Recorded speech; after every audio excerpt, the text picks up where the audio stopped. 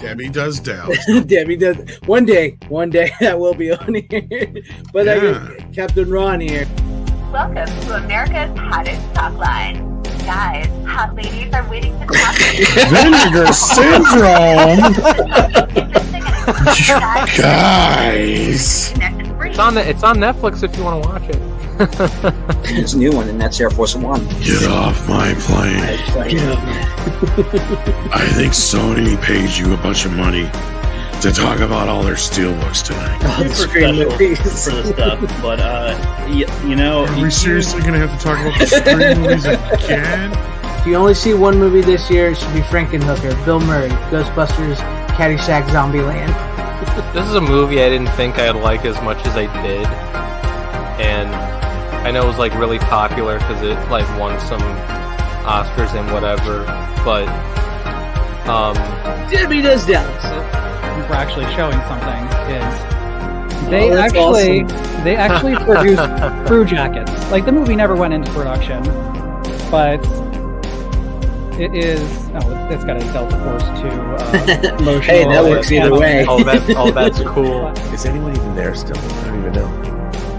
Yeah, we're just listening to it. Okay. I was like, no one's saying it. Like, really is it a story? Bye, bye, runner. You too, buddy. And he's out just like that. Mike dropped it, and he's gone.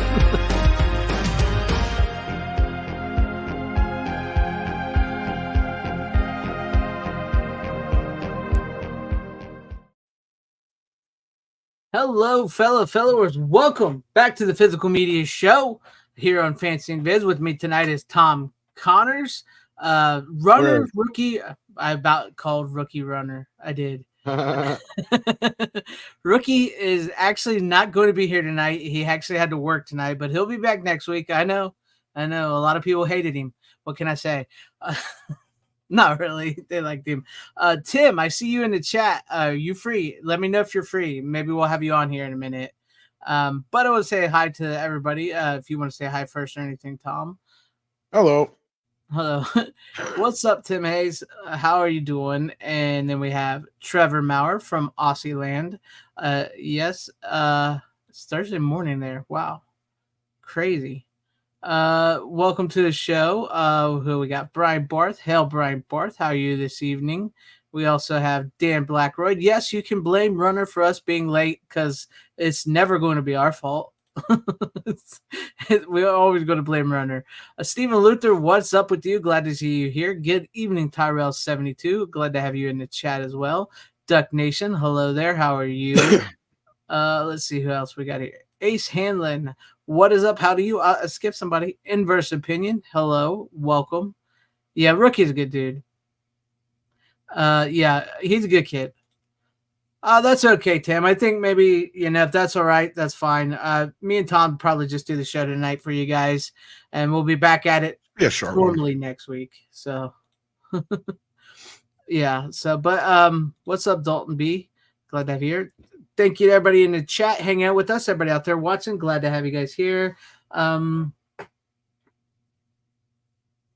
Steven might be joining us, actually. He said he can jump on after he gets home from work. So maybe we'll bring Steven on for a bit before we close out the show.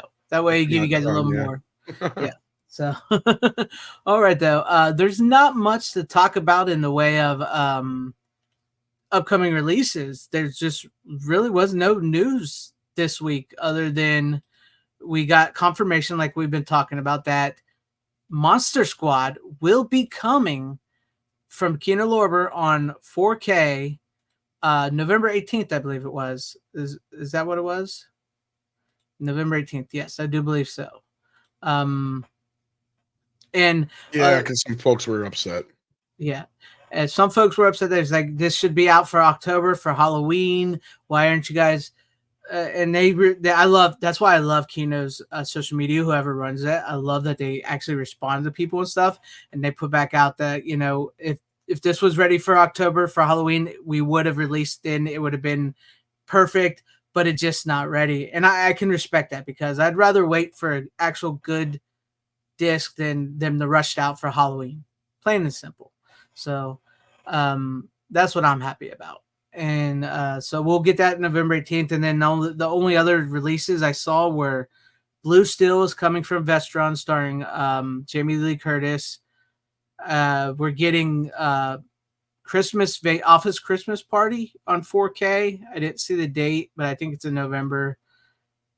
And then Blue Beetle on 4K. I think that's really well. And I gotta say, I really mean, it. I don't know if people have noticed, at least on my end, on the 4K for you side, we've really kind of backed off on a lot of the rumors lately. Because unless they come from certain sources and places, I've been told from a couple people that some of the early rumors can cause some issues. Yes. So backed off a little bit on that. Yeah, there's some rumors out there, but for now, we're going to concentrate, at least on the 4K side of things, 4K for you side of things. We're going to concentrate a little bit more on the actual announcements and things that we know have been like officially at least somewhat announced or whatever, because doing some of these early rumors can sometimes cause problems with licenses. It can cause problems with getting people involved in special features and getting other special features. And you'd be surprised how difficult and how long it can take to put some of these together. I can't say names, but I have talked to people who work in, like, you know, the industry on the boutique side, especially. And that's their biggest problem is the time, right? It takes a lot of time, effort, footwork to get all this shit done. You can't just be throwing things on a disc. You have to get clearances. You have to, you know, take care of a lot of red tape before you can get some of these things to work out for you. And that's where in some cases we've seen releases get canceled way deep into production, right? Right. Shit can happen easily. So I would rather not add to that problem. So that's where I've kind of, I still do some rumors on the 4K for you side of things, but for the most part, kind of just backed off a little bit. But no, we haven't had much news lately. It's been pretty slow, but we had a big dump in the last couple of weeks earlier than this. So yeah, it's true. And I agree with you. I'm backed off on the rumors as well, too, because, you know, I don't want to mess up any future releases and everything like that myself by, you know, broadcasting them on my channel or anything like that. But yeah, I agree with you. There really there's not much out, and there's a lot goes into it. Like, I did read, what's his name? The guy that does I think it's the red shirt that does all these special features. What's his name? I think it's Michael Felcher or whatever. Felcher. Yeah, Michael Felcher. Fletcher or whatever. Yeah, he said he did all the special features for the Lionsgate Blu-ray of Monster Squad. So all that has been transferred over, and he said he actually did some touch-ups and some polishes on that for Kino, as you know, for that. And then also he's working on a Trick or Treat, the Sammy Kerr. That probably won't be out for Halloween 2, he said. But it's coming along nicely, and he said soon. So I seen that. He did show a clip on his, you know, personal page of them showing the color coding and everything, what they did to and it looked really good. I mean, it looked pretty good, pretty crisp. So that's going to be exciting. And considering I think that was shot digitally, if I'm not mistaken. Yeah. No, Trick or Treat with Sammy Kerr from the 80s. Oh, the original one. Okay, never mind. Yeah, My bad. Never mind. Yeah. I do remember that one being announced now. Yes. Yeah. So I do know that I think they're also working on the Trick or Treat, the newer one too, or whatever. I believe that too. Yeah, because Shout Factory has that one. So look at this. And their 2K copy just recently went out of print. So that's usually about the time they. That makes sense, because usually when that happens. Look at Run. Damn it, I'm going to keep calling him Runner. He's on his break. So we're going to need another runner. Yeah, we're going to need another runner. I had that clip, but I know. I just saw it in my email. My shit, I forgot to do that. But that's okay. We could use it next week. But yeah, that's really about it. And the Monster Squad disc is going to be amazing. The 4K, it's 3 disc. The 4K is the movie. The Blu-ray is basically the Lionsgate Blu-ray, but updated. And then the 3rd disc is you actually get Andre Gower's documentary, The Wolfman's Got Nards. Which I have all that already. So basically, yeah, me too. It's fine. I mean, I'm not hurt that they made my once very expensive Monster Squad disc worth jack shit now. No. I had the DVD. I got lucky. I can't bitch. I actually, because I bought the olive release of that, and I'm like, ugh. And then I Yeah. found out about the Lionsgate release. I didn't know they ever released it on Blu-ray. Same thing with Cujo, because they both were like very early days of Mhm. Blu-ray, and they did these excellent special editions on DVD. I didn't know they had mirrored them on Blu-ray. And I happened across, I think I paid, because I got it when it was still pretty like early on in the game. So I think I only paid like $30, I think, for my initial copy of it. But then I ended up stumbling across another copy at a used store once along with Cujo the same day. It was really weird. And I bought them both, and I got both of them for like, they're like $250 or whatever. It was like, whatever Yeah. their deal was at this pawn shop place where they have a bunch of discs. So I ended up giving them to a friend, but still it was like, I kind of figured it evened itself out, but I still ended up with an extra copy of it on the stupid Olive release. I think I got sitting upstairs somewhere in a drawer, but I just keep out of my sight so I don't break it. Yeah. this is a bad disc. Because that initial release from Lionsgate is actually pretty damn good. Mm-hmm. And it looks really good. They did Yep. an excellent sound remix on it. Tons of great special features. I still haven't got around to watching The Wolfman Still Has Nards, even though I've had it for years. And I think I was even one of the original backers on it. I'd have to look again. I don't remember, but yeah. We need to try to get Andre on the show one day. That'd be really cool. But Are you talking about the kid or the guy who made the the kid, the one who made the documentary? Yeah. Yeah. That'd be fun. That would be fun. Maybe we can line it up with when the movie comes out. We can all watch it. That'd be awesome. He seems like he's pretty accessible. So yeah, that's what I've heard. And maybe we can just do a whole like Monster Squad show or something like that. That would be awesome. We should. We'll have to look into that. I'll have to get in on that too. I've checked it out. I'll get my friend Video Tasties. He just interviewed him on his channel. Nice. So maybe I'll hit him up and see what's up with that. Because like I said, he's pretty accessible. Yeah, you hear that, Runner? We got, Jesus Christ, now you made me do it. You hear that, Rookie? We got options. Okay? Yeah. So you better step it up. Yeah. The audience is not with you yet. They're not. I already lost somebody because of you. Yeah, so. That was hilarious. I wonder if that person was just kidding, actually. No, he's dead serious. He actually unsubbed? Oh, well, fuck him. No, he didn't unsub. He just won't watch the show no more. Well. So if that's the way it is, whatever. I mean, I suppose we could bring up that really crappy Clerks box set that's been announced. Oh, yeah, I forgot about that.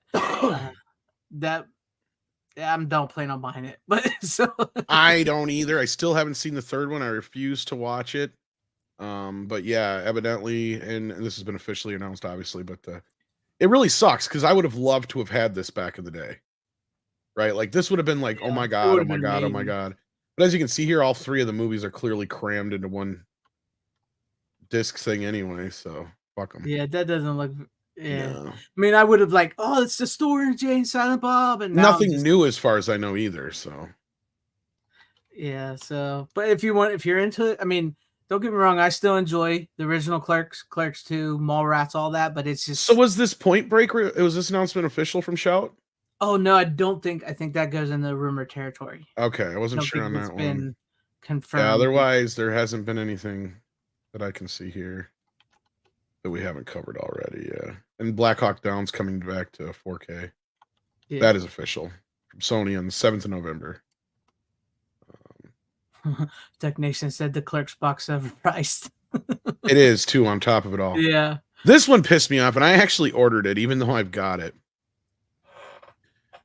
Because I don't know if it's just going to be UK only or if they get one in the US, but I ordered the UK version thus far. Oh yeah, that's what I was. Oh, you fucking jerks! Because I love the original poster, and they haven't used it in years, and then they do a steelbook of. I already have the movie, right?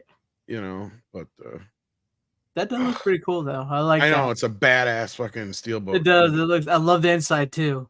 Yes, and it would be awesome if they even gave you a golden ticket. But yeah, that would be amazing. But yeah, great. The way that looks like it's going to get a US release too. So I wouldn't be surprised. Yeah. Because that does not have any of the UK insignia on it. If that makes sense. Yeah, I get you. But yeah. Yeah, I don't. Yeah, that's about it. Really, it's been kind of just rumors. Otherwise, yeah. Yeah, I'm sure we'll be getting a bunch here soon by the start of October, especially for the Christmas season coming. So, yeah, I'm surprised. It's usually September is usually when we hear, even or sooner. I mean, we got a couple of them already. We know. call it, Scrooged and Trading Places will be coming out this year. Yeah. But Scrooge, I'm sure. we haven't got much else. No, you're right. All right. Well, yeah. Oh, I go mean, ahead. last year they gave us Christmas Vacation, Christmas Story, Polar Express, like, so that maybe they blew their wad on all the. Did you Christmas see that we are getting a new Rankin and Base set? Oh, are we? Yeah, what they're doing is, I mean, it kind of pisses me off because they already did the 4K one last year, but now this one has all 18 of their short holiday specials all in Blu-ray and HD. Because they've released them all on DVD before, but they've only been standard, and then I think you can get like 10 of them on Blu-ray at this point. I don't know. I have the older Blu-rays that I've never parted with just because because for a while they used to release more of them, and then they just started releasing only the main 4, which is Rudolph the Red-Nosed Reindeer, Frosty Snowman, Santa Claus is Coming to Town, and what's the other one they always put in there? Little Drummer Boy. No, it's a Yeah, they different don't. one. Yeah, they do. Shit. Frosty, Rudolph, Santa Claus. I'm trying to remember what the fourth. Claus? No, it's something else they did in 4K, but those are the only 4 that look like they're getting the 4K treatment. Now the rest of them that were left over, I think there was a good handful that hadn't been released in HD that will be now this time. So it's an expensive box set. It's like almost $100. Yeah. But it has 18 specials in it. So, but again, that would be like the 4th time I've bought Rudolph, Frosty, and the other ones. So yeah. You know what I want to get that I've been meaning to pick up, and it was just released in a nice umbrella Blu-ray set. Monster Mash, Rankin Bass Monster Mash. I got that. I did get that. Yes. I want to get that. I haven't bought that yet. I saw that. So I don't know. Yeah, see, this is just their Christmas ones too. That's the thing. I wish they do like a full-on Rankin and Bass set of all the stuff they can anyway. Yeah. So, I mean, I know some things like The Hobbit are owned by Warner Brothers and stuff like that, but let me see if I can bring it up here. It'd be interesting. See while you're looking that up, Brian Barth, I would say look up any of I know Leon doesn't counter. I know I said his name wrong, but I look up the Clint Eastwood westerns that he directed after he stopped doing those movies. Hang 'em High, Pale Rider, Outlaw Josie Wells. Those are some great ones. Check those out. Those are the price went down to $66. No, that's cool. But yeah, here it is here.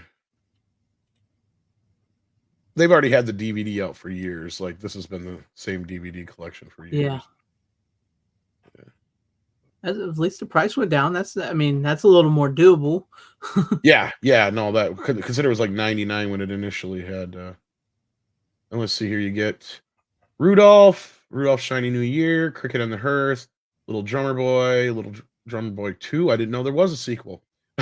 Neither did I. There's like one Christ. So yeah. Okay. Nestor, Frosty, Santa Claus Coming to Town. Another Rudolph one, Stingiest Man in Town. Let's see, 'Twas the Night Before Christmas. Maybe if I make it bigger, you can read it. Frosty's Winter Wonderland, Jack Frost, Pinocchio's Christmas, Leprechaun's Christmas Gold, and The Life and Adventures of Santa Claus. There you go. Huh. Not bad. But yeah, now it's bugging me. What was that other one that was in that collection before? I'm trying to remember which one of the 3 or 4 it was. Maybe it was Drummer Boy, but I don't think so.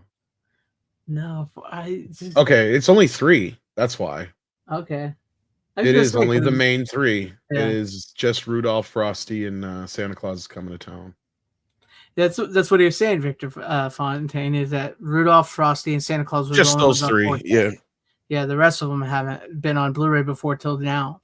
So some of them have, but there's only been like 10 of them, I think. So like 8 of them I think are brand new to Blu-ray. Oh.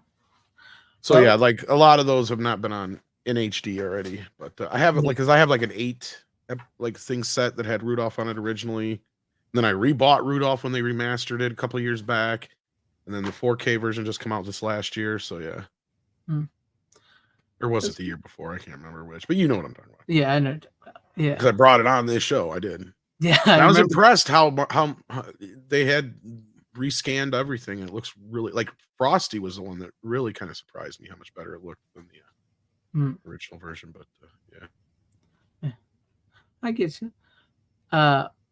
Brian Barth, I can't help you really there because I don't know a lot of the tie-in westerns other than like I know up to like when Clint Eastwood started doing his westerns because that's where my dad starts watches them and the John Waynes. So like most of those other tie-in ones besides the Leone ones, I don't know. So yeah, I've only dipped my toe in the western or the Italian films. So yeah, a little bit of this, a little bit of that, but not much else. My dad's a huge Western fan, but he never really went into the whole spaghetti Westerns other than the Leone Clint Eastwood ones. And then mostly it was John Wayne, those, and then, into Unforgiven is about where we stopped. So, yeah. But, yeah, I think that's it for what we got for the news-wise. So, let's jump into it. We'll start with you, Tom, and then looks like Steven will probably join us a little bit. We're going to start. Oh, okay. Yeah. Unless you got anything else to talk about before we. I didn't know if we were going to start with you. I thought since you had. Oh yeah. That's right. That's me. I'll start with me. Yeah. All right. I'll start with me. I forgot about that. Because I technically only have 2 picks, although one of them has 3 movies in it. Yeah. And Steven will join us by the time we close out, so he'll help us. But speaking of sort of a Western-esque type movie, I watched this. I don't think I've ever brought this on the show before. I don't know, but Desperado, with Antonio Banderas. I never seen that still. Yeah, I don't mind the front, but the inside's nothing. It's just blank. There's nothing behind it. I'm grabbing the wrong thing. Yeah, nothing. Yeah, I hadn't watched it. I don't know if I don't think I've ever brought this on the show before. So there you guys. My first. It's a steelbook. I have 2 steelbooks tonight, just so you know. Yeah, this has always been my favorite of the trilogy. Not that the other ones aren't good. The other ones are good, but this one's always been my favorite. Plus, you get Selma Hayek's boobs. So, but it's always been great. I actually saw this one first before I saw El Mariachi. I didn't even realize it was a sequel because the way they play the movie, because it's a different act. Antonio Banderas is a different actor playing the El Mariachi from the first movie. So I didn't even realize it was a sequel till after I watched it, and then I went back to the video store and I saw them like side by side, and I was thinking, "Whoa, what?" So, and then that's when. But this was always been my favorite of the bunch, and I don't know. This is probably next to Zorro. This is probably Antonio Banderas' best role as far as I'm concerned. Hey, speaking of Antonio Banderas, he might come back in with something you got now that I remember it. Yes. Yes. It's just a little spoiler alert there. But yeah, that's about it. I haven't watched it in a long time. It's got Danny Trejo. I believe this was one of the first. Was this one of the first times Danny Trejo started to be in bigger movies? I think. No, he had been in a few at this point, but this was probably one of his more prestigious ones. Yeah. It was like no, he'd been in a few other things though prior to that. Yeah. But he's really good in this, even though he's got a bit of a smaller role. He's real good. And I got to tell you, Steve Buscemi and Quentin Tarantino, they steal the scenes they're in, man. Like the whole opening when Steve Buscemi's just delivering the story of the biggest fucking Mexican he's ever seen. It's like a Tarantino scene, actually. Yes, yeah, it is. And like the whole story sets up the way it's perfect. He like steals that scene, and then when Tarantino's coming in, he's talking about, oh, the guy's pissing on the bar, he's pissing over there, he's pissing everywhere but the cup, and the bartender's smiling. I mean, like those are like scenes like they legitimately steal the scenes they're in. So that's pretty cool. Yeah. Yeah. No, I've seen it. I like it. El Mariachi is good. The second one's really good too. I never could get through the third one though, sadly. The third one, after you watch Desperado, then you get into the third one. The way it starts off, it's good, but it's not great. You know what I mean? It's just it doesn't hit you the way I think the conclusion chapter should hit you. Did I bring it on? I thought I brought my trilogy on once, and that was what I said basically. I couldn't get through the third film. Oh, really? Maybe I never brought it on because I never got through the third movie. Yeah, I was gonna say I don't think I remember. Maybe I must not have. I guess I checked out of it and I pulled my card of no, I'm not gonna unless I actually watched it. So Here's a good question from Snowdub. So, planning to buy my first 4K movies. What do you guys recommend as must-have besides The Thing and Aliens? Well, The Thing is an amazing 4K. So Well, and that's Aliens hasn't come out yet. Alien, you can try and get Alien, your hand yes, on. not Though. Aliens. What was some of the really good ones that we've talked about? Knowing you, Snowdub, you'd probably really enjoy like for at least the first few Child's Play films in 4K. They're a little pricey, but Tremors was good. Tremors looks really Tremors is a nice release, but a little pricey. Highlander. Highlander's cheap and it looks really good. So Highlander's a good cheap one. Can't go wrong with the Tarantino ones that have been released. Yeah, Reservoir Dogs and Pulp Fiction were great. Actually, Reservoir Dogs was probably the best I'd hold off movie in a long time. Yeah, that movie looked amazing. Yeah. I would hold off on Rambo because we actually had it dropped right. I think it was on this. Was it on here or 4K for you? I think it was 4K for you. 4K for you. But yeah, they're getting new scans, so I'd hold off on Rambo, even though those you can get pretty cheap right now. Yeah. The Star Trek movies are pretty good if you're into Star Trek. Hit and miss, but yeah, for the most part. Depending on which Halloween films you like, most of those have been pretty damn good. You can never really, you can never really go wrong with any Arrow or Kino. Well, I can't say that about Kino exactly, but Arrow and Shout are usually pretty solid, even though they're at just like everybody else, at the whim of the studios. But I'm trying to think what are like some essential 4K ones you got to have. Like, I mean, I would say things like The Shining in 2001, of course, but I don't know if you're really into that stuff. I mean, I think there's one tonight I'll talk about that I think you might want to get your hands on. Yeah. I thought Lost Boys and that one did look good. Would be pretty good. Fright Night's a nice one. Yeah. Yeah. Lost Boys, Poltergeist. Yeah, Poltergeist is it's good, but yeah, I'd say that. Jaws, duh. Yeah, Jaws. The original Jaws. Yeah, one of the best looking 4Ks out there. Because they really went to town on Jaws and made sure they fixed the hell out of that. Some of the older ones I can't necessarily recommend, so I would hold off and see if they do some new scans of some of them. But of course, Beverly Hills Cop and all that kind of stuff. Yeah, I remember Beverly Hills Cops was pretty good. I got that 4K. That's a good one. There's a lot of good essentials that are already out. Animal House, stuff like that. Blues Brothers. Apocalypse Now is a good one if you can find it. Some people have different takes on the Godfather trilogy box set, but I can see where some people are upset about it. But yeah, no, offhand, I'm trying to think of something else that. So I'm looking at my shelf right now, trying to look at the stuff all over. I mean, if you're into ET looks fine. Groundhog's Day is a good one. Well, one that just came out today, you might want. Snowdub was The Last Dragon. Just come out yeah, yes, or yesterday, I should say. I got mine in the mail today, but yeah. Outsiders 4K. Thank you, Dalton B. That one is probably reference quality. I mean, things like the Indiana Jones films are on 4K, Blade Runner. I mean, if you're into the standard stuff like that, it's all out there. You know, the greatest film of all time, Godzilla 98. Nothing. No laugh on that one. No, all right. Roger Rabbit looked pretty good. The Evil Dead films are all out on 4K, so you can get those. And they look pretty damn good on 4K. There's a nice box set from Lionsgate that has the first two in it and the series in it. But the series isn't in 4K; it's just in standard Blu-ray. Of course, the Ghostbuster films are essentials, and those are being re-released again and again and again. I would say if you're a fan of you like the Texas Chainsaw Massacre. Oh yeah, the first one looks all right. It's the Blu-ray is actually about the same quality as the Blu-ray, but the second movie, if you can afford it, looks amazing on 4K. Oh yeah, Vinegar Syndrome did a wonderful job on that. I mean, the first one's a great one to have in 4K. There's been a couple of different releases that are very good. You have Turbine, which is an excellent release, and then they essentially re-released the same version of it in the US under who was it here?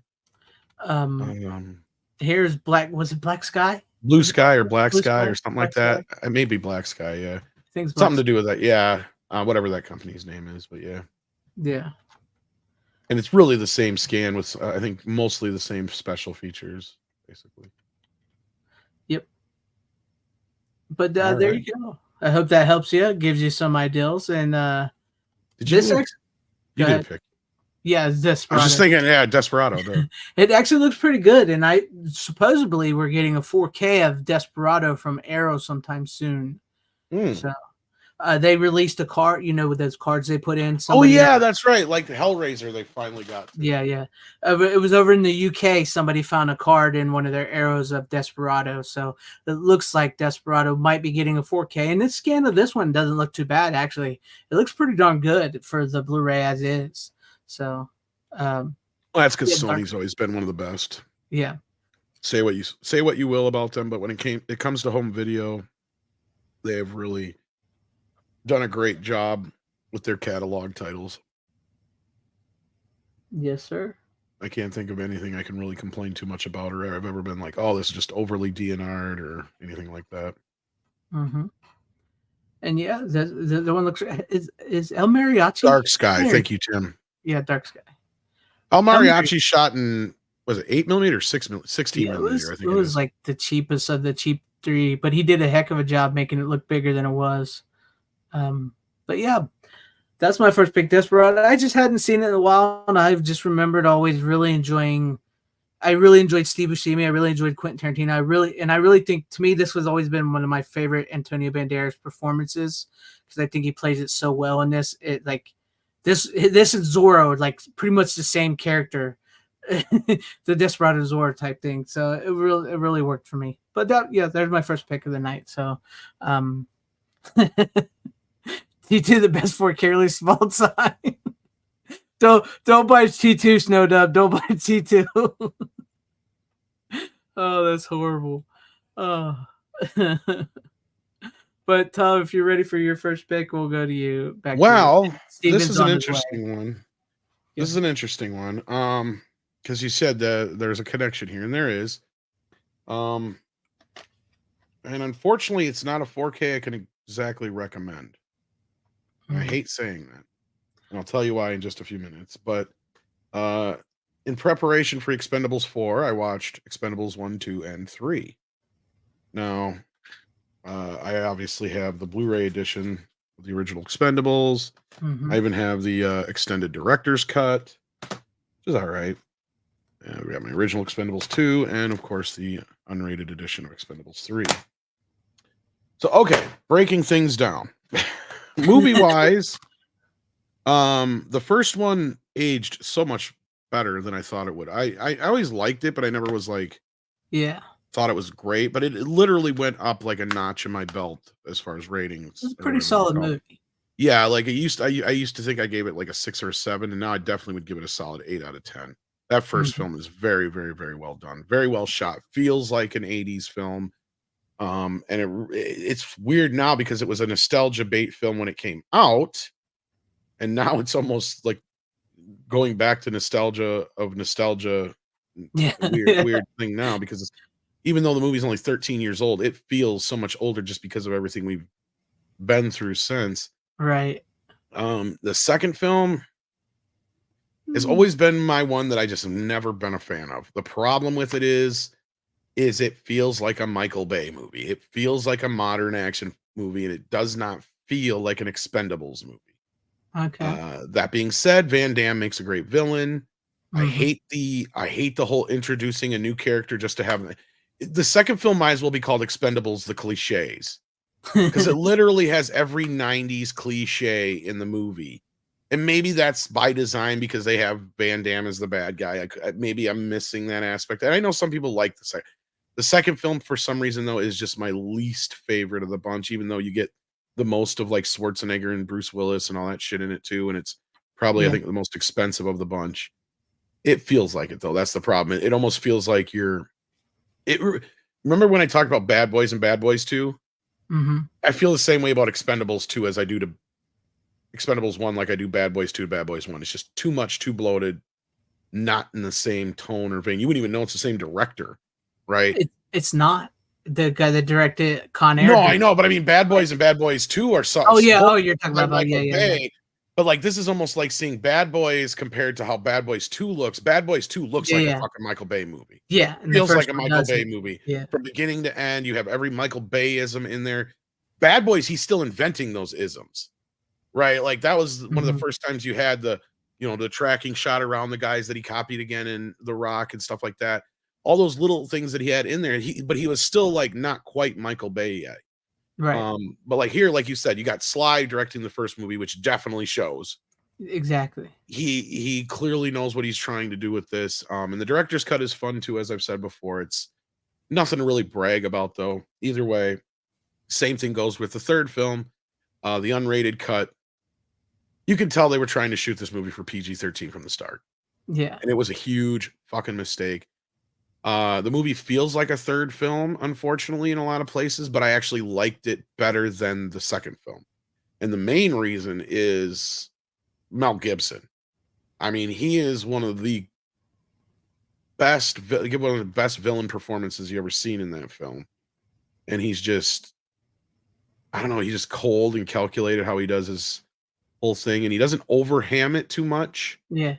And you know, there's just some elements of the third film that feel very I hated all wink, the new wink. people. Yeah, like all the new I hated all the recruits. new Ronda Rousey can't fucking act her Yeah, life she away. can't act at all. The Yeah, rest the of whole- the new kids I didn't mind, but There's maybe one or two I liked. I didn't like the whole like oh, here's my team. I don't want to get anybody hurt, so I'm going to fire you guys to get new guys. And then the new younger guys. yes, and the this older story guys. feels like it should have been in the second film. Yeah. Like this feels like a second film story outside of the villain aspect being one of them. That's almost like cliche, and you have to have it that way, right? The third film cries for that. That's the same thing with a horror film, right? You know, the rule in Scream is the third film always is going to tie back to the original film. That's why I don't mind the whole idea of Mel Gibson being a former expendable. Yeah. Right? It makes sense for the story. You need to have that aspect of it. But welcome, Steven. How you been, brother? Yeah. Hi, Steven. Doing pretty well. How's everybody else doing? Just talking about the Expendables. Yeah. Right on. Cool. But Good choice. as I said, I can't really sing the praise of this transfer, though. The only Right. film that's in true 4K is the third one. And it looks like garbage because you can tell it's shot mostly in front of green screens outside of the climax. I You can get a lot of that shot in green screen, but yeah. Yeah, I can't remember. Did he direct the Stallone direct the third one? Or was that a different director too? No, he I didn't think do it the was. third one. It Yeah. was Patrick Hughes or something like that. Yeah. So I don't even know who it was or what he's done before, I should say. But no, all the money went into the cast of the third film, and that's Yeah, you another. can Reason I absolutely can understand why Lionsgate is on. No, this one's got to be PG-13 because really, you look at the first two movies outside of a few minor things, there are pretty much PG-13 movies. Yeah. Other than like when they cut the dude's head off or Yeah, just some stuff minor like that. things or F words or yeah. whatever. Yeah. I always wanted to see what it would like speaking of like tying it back, I think it would have really worked with Mel Gibson and maybe seeing Stallone go back to the place in the first movie and meet that girl again to see what's going on before going into the Mel Gibson story. I think that could have worked out really well because I'm kind of interested to see what happened to that island or that nation afterwards. Well, you know, it really feels like they're setting up a prequel throughout these movies. Like there's almost like, because they mention a lot of different people who would have been the original Expendables, including Mel Gibson and, you know, Wesley Snipes and all that kind of stuff. So we know their characters enough to where if you cast younger versions of them, I wouldn't want a movie of it though. It would have to be like a series or something like that. That's the only way I'd accept something like that. But no, we got the fourth film coming out though. But as I was saying, the movies, the first one looks okay on 4K.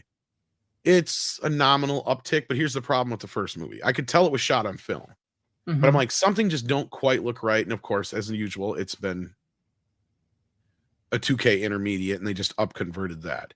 Right. So it looks better than most up converts because of that. But that just goes to my point is that it don't matter how you process these films at the end. If you shoot them on film, it's still better than digital. We still have not gotten to that point where shooting in, I don't give a fuck what K you got, like 8K, 5K, because this was shot in 4 and 5K raw. And it looks like shit. It looks like a fucking TV show.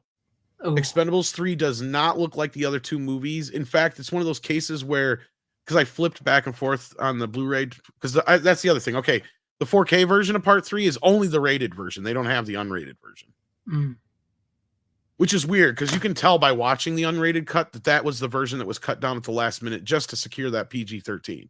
Right. Because it's literally just stupid little things like for instance, Jason Statham stabs the guy once in the PG-13 version in the throat in one scene. In the R-rated version, he stabs him like 5 times. Yeah. Yeah, just shit like that. And then there's like 5 is just too many. Exactly. No, that's really what it is. It's like once, I know. and this is exactly how the MPAA works. They go, yeah, you can do 1, but you can't do 5. That's excessive. You can say one F word, but you can't do more. And they couldn't even barely get away with that in this movie because of all the violence. So like, and that's the only other thing added is there's like 2 F words added in the unrated version, barely an F word, I should say, in one of them because it's Mel Gibson going motherfucker, and then just cuts back to Stallone and cuts back to him, which is. And you can see in the other version where they cut it. I mean, it's pretty simple. And then there's like just little stupid things like a guy that was in the bathroom in the opening train sequence or whatever. And he comes out and he gets shot. They trim that bit out. Just little bits is all that's really added. It's like 5 minutes overall. But nothing to really write home about or brag about. In fact, the first movie's extended cut, it's more like what version do you want to watch? The one with your girlfriend or the one you want to watch with your friends? Because the one you want to watch with your friends is the theatrical cut. The one you want to watch with your girlfriend is the extended cut. That's the one that has all the character moments added back in. Mm-hmm. And it does recut some things. So there's some things that aren't exactly the same. And that's the way Stallone does this shit sometimes. It's kind of weird with his alternate cuts. Like, for instance, when they first come back from that one case in the beginning of the first movie, Stallone's by himself when he pulls into the garage in the theatrical cut, and Dolph Lundgren comes up to him and they have their little back and forth. In this version, Christmas is with him in the car, and then Christmas leaves, and then Lundgren comes up and they have a little bit different exchange because they tried not to make Lundgren look so crazy in the director's cut. Yeah. So there's just little changes like that, and there's a little bit more with the girlfriend bit, just stuff like that mostly. So it's like, okay, you want to watch that version with your girlfriend because that has all the character moments. But and like for Coltrane stories like extended too, which is funny. Like there's just little bits like that. He tells us this longer story about the cauliflower ear thing, right? Because in the original one, he's like, "Yeah, you guys are looking at my ears. I get it. It's called cauliflower ear. It's a common injury from wrestling." Yeah. And da da da da da. And then the other version, he goes, "There was a kid who made fun of me for having it in school. You know what happened to him? One day I come up and I hit him upside the head with a fucking wrench, give him a case of his own cauliflower ear." It was a longer version of the story. Yeah. There's even more to it than that, but that's what this movie's kind of padded out with in that. But okay, so the second movie is one of the worst 4K transfers I've ever seen in my fucking life. Ooh. I have all the Blu-rays, but I haven't. Yeah. Don't even bother upgrading. It's not worth it. It is not even worth it at all for the third one. I mean, the third one is nominally better on the 4K. Like the colors are better, the scenes blend better. For instance, the shot where he's talking to Wesley Snipes and they're walking away from the helicopter in the beginning of part 3. The Blu-ray is so like off color, or not off color, but like the balance of the tone isn't there to where you can't even see the. It looks like it's almost like Sly and Wesley were shot at night and they shoved them into daytime. They don't match quite right. Like you can't even see all the detail on Sly's vest and stuff. But if you watch it in a 4K, it blends a lot better. You can actually see the detail. They look almost like they're in the same kind of light. That's an example. But that's the problem with the third film is it's all a lot of 4K. It's shot in 4K, but a lot of it's done in green screen and composited in computer, and you can tell. And there's this really horrible shot when the guys come up to the helicopter when Sly comes down on the track. It looks so fucking bad, dude. Like the guys running up, you can tell they're like CGI. And they don't even look like they fit in the shot. It's just horrible in both versions. Like neither one is, like I was like some shots, yeah, it's depending on what they're doing. The standard Blu-ray blends a little better. The other ones, the 4K blends a little better. But in this case, I just can't recommend either because it just looks like junk because it looks like a straight for cable movie. Like that's the problem with it. Well, I'm glad I never bought the 4Ks because I have all the Blu-rays you should. I have all those Blu-rays.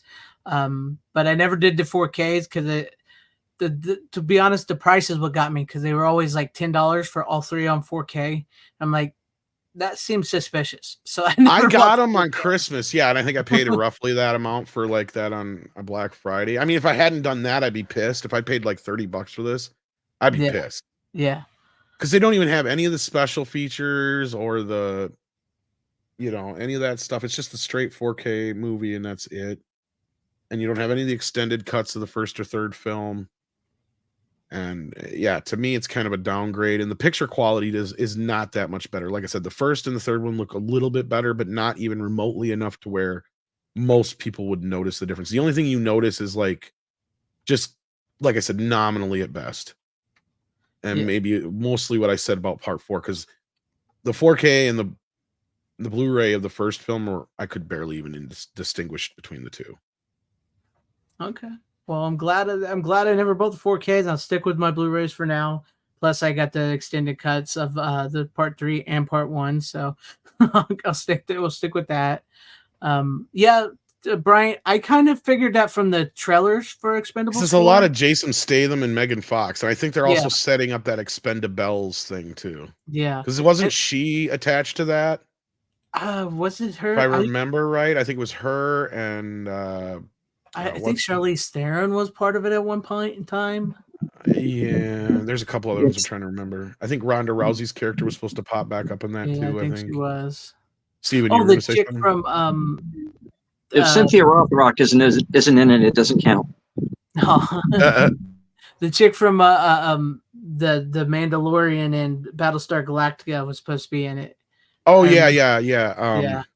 Katie Sackhoff. Yeah, Katie Sackhoff. Yeah, she was supposed to be in it, I believe, at one point in time. And I don't really need an Expendables. Neither do I. And it's kind of weird because like by the time you get to they're showing Jason Statham and her in the movies, like he was marrying that chick in the third movie from the first two movies. Did he say they were getting married? Because I thought they had broken up again or something like that in the second film. And no, because that's all they do is just keep talking about her. I don't think she comes back again. No, she's in the second. Well, we lost Stephen. Is she in the second film? Yes, she's in the second film. She's in the bar with him, sitting on his lap, and they're engaged. Oh, okay. I don't remember that part. And I think in the third one, she's still mentioned as if the second film. I was I fall out of a lot of the scenes outside the Van Damme scenes, outside the intro, and then because Van Damme's hardly in it. Like that's the other thing. I don't know if people really notice or not. He's barely in it. Yeah, he's barely in the son of a bitch, even though he's the main bad guy. Because you have this huge. This movie falls into even though this is the way the first movie started out, I don't give it that much problem, but it's just too overbloated in this one. You have the intro, we talked about with Mission Impossible, like their mission they always have in the intro that has nothing to do with anything else in the rest of the movie. Each one of these movies all start out that way, so that's not a big problem. But that's probably the best sequence in part 2, unfortunately, because you get like the Arnold Schwarzenegger rescue sequence, and then the end is the best part between the fight between Van Damme and Sly, because other than that, like Van Damme's role is so minimal, you don't really get enough of him in the setup. I hate the stupid setup of a new kid just to get killed. It is so cliche. Yeah. And I get it. These movies are built on cliches, so I don't have that problem with it so much, but it just, and then they repeat the same thing in part 3 with Terry Crews getting fucked up and in hospital. Yeah. And it's really the same fucking storyline. And that's what I don't like. It's kind of like, oh, well, I can't get all my crew killed. You're literally called the Expendables, Sly. I know. And then he goes and gets young kids, which always threw me off because like you don't want your crew to die because you love them and respect them, but then you're going to go get kids in their 20s and 30s and if they die, they die. Because if it would make sense, if it would make sense, he would go after an older crew he never knew, so he wouldn't have no attachment to them. Right, is what he should do. Guys like Antonio Banderas, who were part of other crews who no longer, that's where the Expendables 4 or 3 should have been, putting this ragtag team together of Antonio Banderas and shit. You could have probably got, a half a dozen other B-list straight to video action stars, that are still trucking along. Carl Weathers is another one he still hasn't managed to talk back into coming back yet. Has been good, yeah. And Antonio Banderas was really good in Expendables 3. He was hilarious. He's one of the better parts, yes. Yeah. I mean, his character does get annoying at times, but it's the shtick. It is what he's doing. So. Yeah, it's what he's doing. And I mean, it's always like, what's his face always kind of got shafted after the first one. Even though he was like almost secondary character besides Statham. Jesus Christ, Jet Li. Oh yeah, yeah. He's a little bit more in part 3, but is there something with him? I thought I heard I he was think- having some. Yeah, there was something to do with because he's from China. There was something, some kind of like film government thing with him. Because yeah, where they he had couldn't to do write him stuff. out of the second film, and he's barely in the third one. Yeah, But the third one almost feels like they're setting up a spin-off with him and Schwarzenegger. yeah. The way that it ends when they Because he walk works off for him the now, train, and that's the joke. Is like, Yeah. oh, you work for him now? Yeah, he pay me more. yeah, he paid me. Yeah, I money think for my family. What family? I work much harder than everybody else I would have winned. because I I'm always like smaller. that joke. Why do I have But to yeah. get in the bag? Because you're smaller. I think there was something to do with like the Chinese government and the film thing is why he was not allowed to be in the second one, and then I don't know about the third one. So yeah, we need Kurt Russell and Keith David in the Yeah, they've been Expendables. trying to get Kurt would've been Russell perfect. since the first film, actually. And speaking of Danny Trejo, he actually originally had a role in the first Oh, film, really? but he got written out because they didn't have time. But yeah, so there you go. You could have brought him in as well. Yeah. And I know Sandra Bullock was actually supposed to be in the first movie, but she fell out. Yeah. Yeah. No, but I've seen the trailers for part 4. It looks okay. That's kind of why I watched them again. I'm like, I might get to it this weekend at some point. So Yeah. But anyway, Steven, you've been quiet. Anything to say about Yeah. the Expendables before we move on to you? Oh, I mean, obviously, I'm a big fan of the Expendables. I'm a big fan of 80s action movies in general. I grew up on them. Banderas is the best part of 3, I think. And yeah, I mean, everything you guys have said so far is. Don't forget Mel Gibson's Kelsey role. Grammer's fun too. And Kelsey But, Grammer's good in it too, yeah. Yeah. Yeah. That's the thing. 3 actually is an uptick from the second film, definitely. Yeah. But you know, the best part about 2 is 2 has Chuck Norris. Chuck Norris and Van Damme. Everybody's in. Yeah. Van Damme is See, and you good. should almost had it to where like they should have set it up to where Chuck Norris's character had a vendetta with Van Damme, so at the end those two could have fucking faced off. The two That karate would've been guys. cool. Yeah, because they sort of set it up because you know he's already after him, but then they don't do anything with it. Yep, Yeah. that's right. And that's where it's kind of like that's I don't know that the second film starts out good and then it just goes downhill. And I don't know if you noticed too how I did that. Really, Van Damme's like hardly in it. He only has like a couple of scenes, and I don't know what the reasoning behind it was. If it was just the way the story was written or what, but yeah, they never did an extended cut of part 2. That's the only one that hasn't got an extended version. Wonder if he was doing his usual Van Damme hard to work with type thing. That's what I was wondering too, maybe. Because I also know like the final fight between him and Stallone was actually supposed to be like, because I watched that thing with Stallone, he said it was supposed to be like one of the big over the top action Doesn't fight last sequences long. between them two. But they said, but then we went back and we reshot it to where it was much more simpler and much more quicker. So I wonder if there was something that maybe happened, you know, Yeah, I don't know. that we don't know about yet. I wonder. I can't believe Van Damme would allow himself to be the bad guy on top of it all. But I suppose it's the best payday he's had in years. So Yeah, the biggest movie he's done in years. So yeah. yeah. But let's go to you, Steven. What do you got for us? What's your Yeah, what you first got? pick of the night? Okay, well, my first pick of the night is the first feature film by Brandon Cronenberg, the son of David Cronenberg, and it's Possessor. You always bring in stuff I don't know. Never all the Right. stuff I never know. I like This it. this is the uncut version, and only watch this movie uncut. It stars Andrea Riceborough, Christopher Abbott with Sean Bean and Jennifer Jason Leigh. Does Sean Bean die? That would be a major spoiler if I told you. So yes, I say that as yes. No, I'm just kidding. Go ahead, go on. Yeah, but it's the story of Andrea Riceborough plays an assassin, and she works for this. We don't know if it's government or not. They never really say. You can pretty much project whatever you want onto it, but she works for this organization of assassins But the twist here is they essentially possess like an innocent person. So you have the assassin inside the body of this person. So the innocent person goes out, and everybody thinks that this innocent person is the assassin. Mm-hmm. And the real assassin gets away. And the idea is that they erase the assassin's memories after every job. Oh, okay.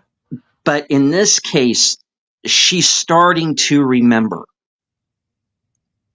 That's never a good sign. She's starting to remember past jobs. She's starting to, and she has this backstory where her family's kind of dysfunctional. So she's starting. So her personal life is starting to bleed into her work. And despite some misgivings, Jennifer Jason Leigh, who's the head of this organization, sends Andrea Riceborough out on a job to possess Christopher Abbott's character so that he can't, because he's close to Sean Bean and they want to take Sean Bean out. Mm-hmm. But the trouble is, because Andrea Riceborough is so messed up in the head at this point and doesn't know, what's her reality and what's his, he's realizing that he's being possessed. So it's the two of them fighting over, basically fighting for control over his mind and body, whilst trying to do this assassination at the same time. And I really don't want to get any further into it than that, because it's pretty much major spoilers after that. Everything I've told you is in the first 20 minutes. Film, so. But it's Brandon Cronenberg, and he's a chip off the old block. I've heard him. I heard that. Well, I haven't heard about that, but I've heard about Infinity Pool. So I have it, but I haven't watched it yet. I heard it's a crazy movie. This one I may have checked out. I've never heard of this one, so I may have checked this one out. But check out Possessor. If you're squeamish, you might want to stay away from it. To be honest, it is. I've seen in the movies I watch. Come on, Steven. You know better. Well, not you. Anybody in the chat. It does get. This is not for kids. Keep kids away. It's. I'm kind of surprised they didn't just straight up rate it NC-17. Now I'm even more curious because it goes there. There are a couple of points in it where even I'm a gore hound. I've seen just about every action movie known to man, and there were a couple of points where even I went, "Ooh, oh, why?" That's always a good sign. But it's a very good movie. It's very twisted. It's very, like I said, the kid's a chip off the old block. Nice. It's almost like the son did the movie, the father didn't. It's a good one. That's cool. Well, the Possessor, right? Mm-hmm. And watch only the uncut version. Correct. Nice, shiny uncut. All right, that's an interesting first pick there, Steven. I wish I could talk a little more about it, but I have not seen it. But it sounds good. Sounds like a decent movie. It is. All right, cool. And I seen you had the 4K there. So how's that? Do you have the 4K player and TV? I do. It looks very good. Okay, I was gonna say it looks very good. All right, cool. Mm-hmm. Dig it. Good pick. And also we just got confirmation. Here's for everybody. We got confirmation from Bill Hunt of the Digital Bits that Lionsgate will be releasing Young Guns from 1980 on 4K on December 5th. So yes, and nice. Best Buy has their pre-order for Snow White Steelbook up now as well. Oh, there you guys go. That's some breaking physical media news right here on the Physical Media Show. Enjoy Hey, we it. kind of knew it, but Bill Hunt just confirmed it. He posted Yeah. his thing here a little bit ago, so I just happened to see it. So there you And go. it's always good to have that, so that way we don't look like we're saying a rumor like we talked about earlier. And then, Yep. so at least we got that confirmed. So that's awesome. What's up, Pop Retro? One of these days we got to get you on the show too, because you got an amazing collection. So we got to I get like this that guy on name, here one day. Pop Yeah, Retro. you guys check out his channel. He's got good stuff. He gets some Mill Creek stuff sometimes. So, but he does really good stuff. So, Mill Creek. Mill Creek. But I've been watching his Vinegar Syndrome stuff that he's been getting. Like he's got some really cool Vinegar Syndrome stuff. But Steven, anything else you want to say before I go to? We'll go back to me, and then we'll go back to Steven, then we'll go to you, Tom, since you. Sure. Yeah. But Steven, anything you want to say before we move on? No, looking forward to Young Guns. Yeah, that's it looked pretty good. So Cool. really looking forward to that. I'm looking forward to a number of releases that are coming out actually. So I think, Right. damn it, you people are going to make me spend a lot of money before the year's I've over. spent so much money already. I got some stuff coming. I got some 4Ks coming. I got some VHSs coming. Imagine that. So it's ridiculous.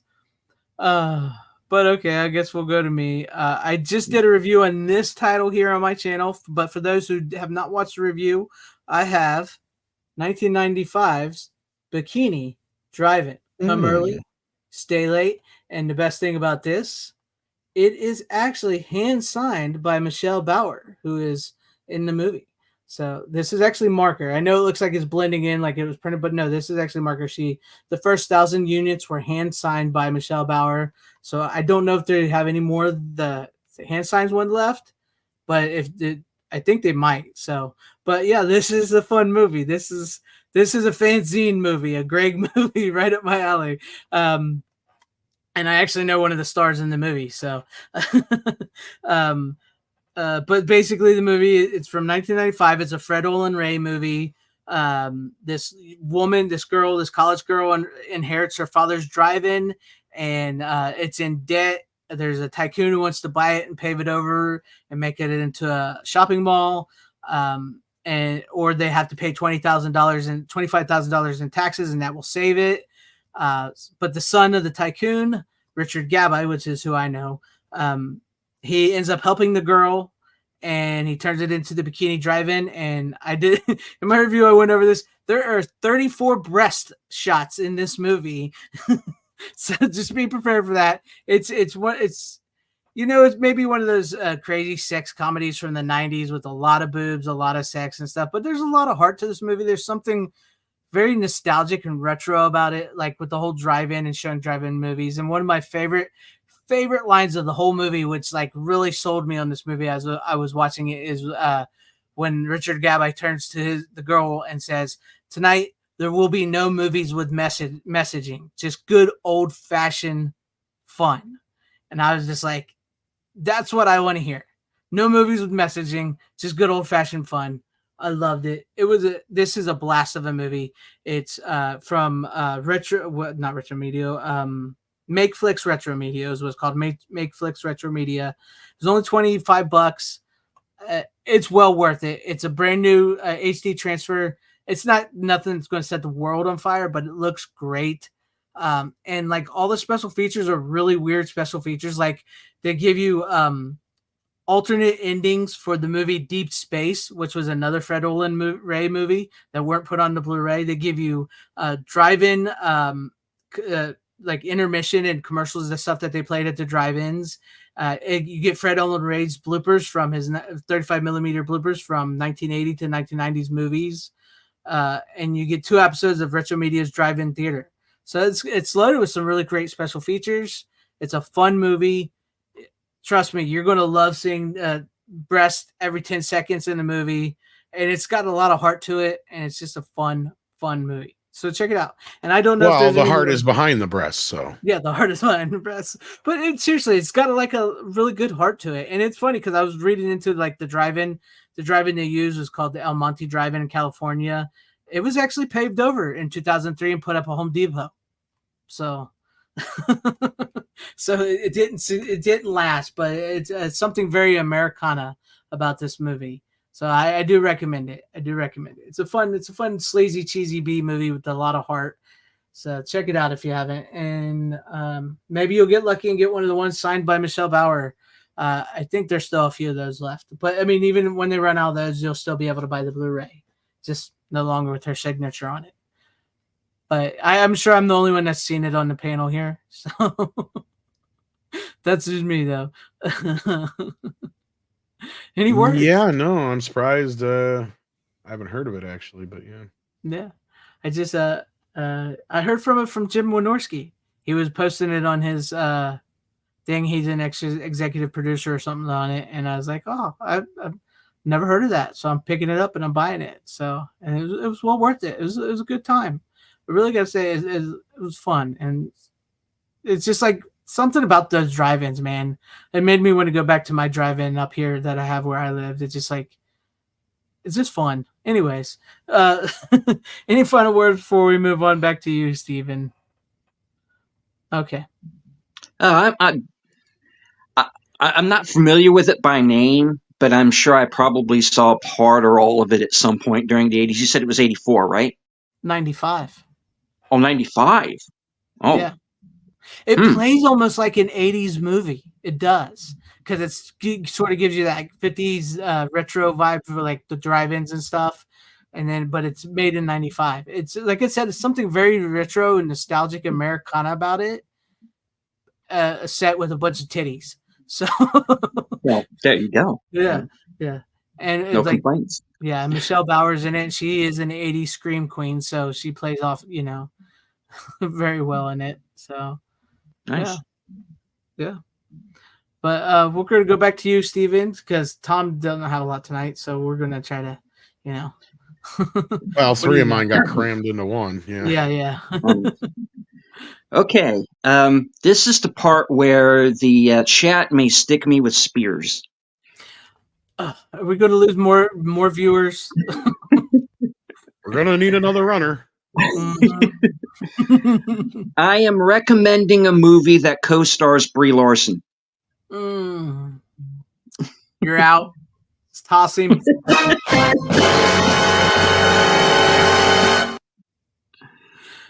Okay. This is a movie called Free Fire. I've heard of it. I've never watched it because of Brie Larson.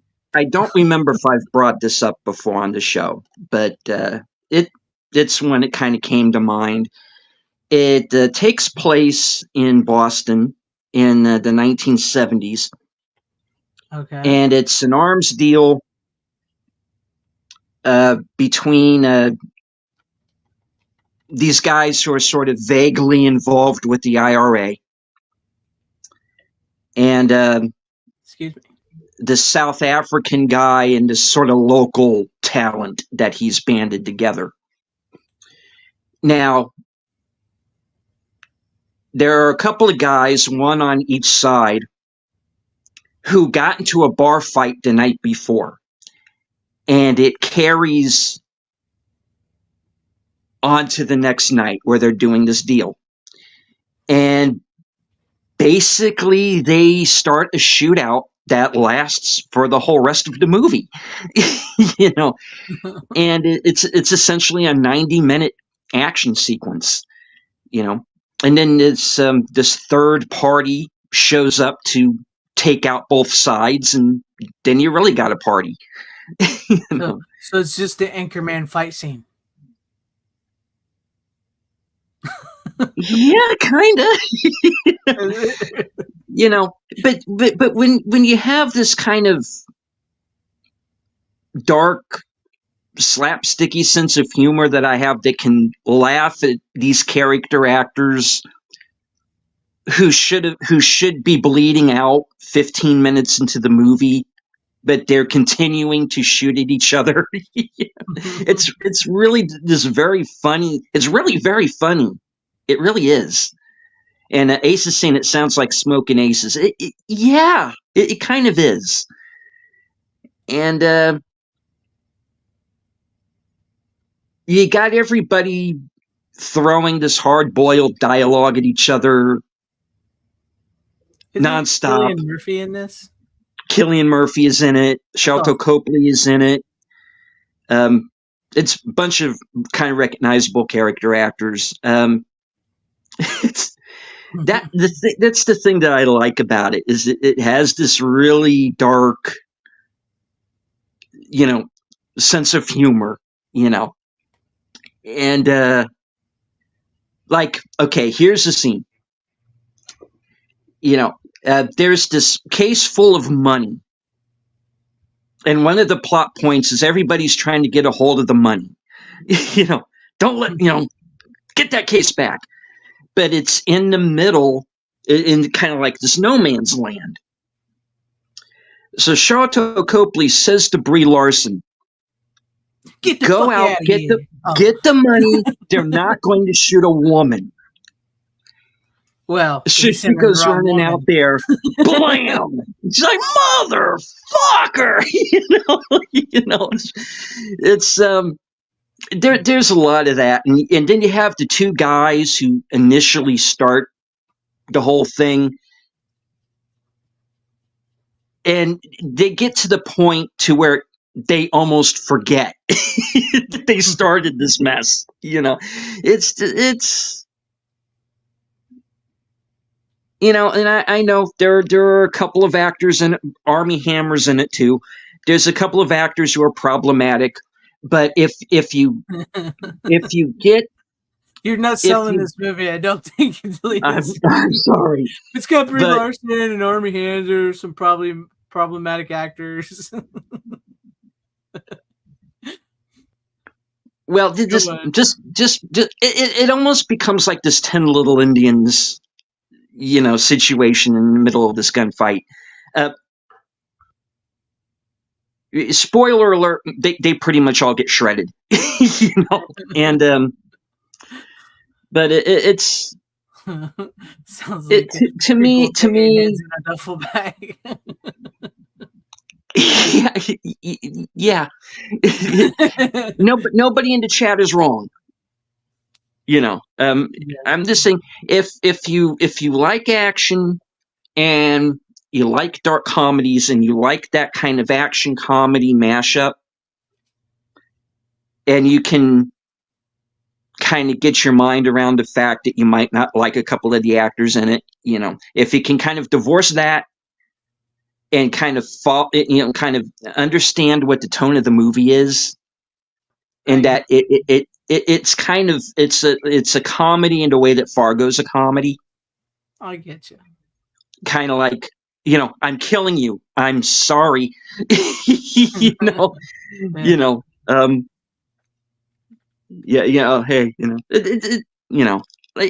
it going to be for everybody? No, it's not going to be for everybody. But if you're a fan of action and you like dark comedy, watch it for Cillian Murphy. He pretty much steals the movie anyway. So, I mean, the guy's a great actor, so. Yeah. I mean, I guess if worse comes to worse, Armie Hammer's not going to eat any of Bree's toes. We know that. No. He has standards, man. Yeah. I mean, have you seen those toes? Knuckly. Not enough meat on that. Well, my toes are worse, so I can't complain. Yeah, me neither. I can't, but yeah. But I get where hey, we all have our own little taste of movies. And trust me, a lot of movies I bring on here, not a lot of people like. So I get you. It happens. Okay. Maybe I'll get the chat back on the next one. Because I think they'll be in agreement on the next one. Yeah. But yeah, either way, he said they all go toes up. That's good. I like that. Yeah, pretty much. Yeah. Okay. Interesting pick. I can't say I've seen it, and I only have really liked Brie Larson. The only Brie Larson movie I liked was Kong Skull Island. I thought that was a good movie. Yeah, that was good. I think that was mostly because everybody else that was in the movie. So. Yeah, that and 21 Jump Street, pretty much. Oh yeah, I forgot she was in that one. But okay, interesting second pick there, Steven. So I guess we'll go to me, then we'll go to Tom, and then we'll finish off with you, Steven. Does that sound good to everybody? Okay. All right. So here's my final pick of the night. I just got the Steelbook. I didn't think I was actually going to get the Steelbook. I can't remember if you showed this one or not, Tom. I don't remember, but I have the Maximum Overdrive Steelbook. I do, from Vespa. even though I didn't need it. So did you have this one? Yeah, I got it in plastic still. I didn't need it because I have the other No. Vestron release, but yeah. I didn't need it either, but I saw it and I was like, yeah, I'm buying it. So, and because I had never seen it up until a couple days ago. So yeah, I watched it, this one. It's really good. It still holds up. I still enjoy this movie. It's still one of my favorite bottle movies where they're all just stuck in this, the Dixie Boy truck stop. And I mean, who can forget about the, Green Goblin truck there? So it's a great movie. One of the best coked out Stephen King movies. I always say it's, after watching it, I really feel like it's his Night of the Living Dead, but with trucks. So it's a great movie. If you've never seen it, check it out. Do yourself a favor. It's one of the wildest, craziest movies you will see. Exactly. That's what I said. It's one of the best coked out Stephen King movies I've ever seen. Trucks of the Living Dead is really what it should have been called. So there's a comet that passes by and it turns all the machines alive. And so we follow a group of survivors led by Emilio Estevez in this, oh my gosh, where was it? North Carolina, I believe it was.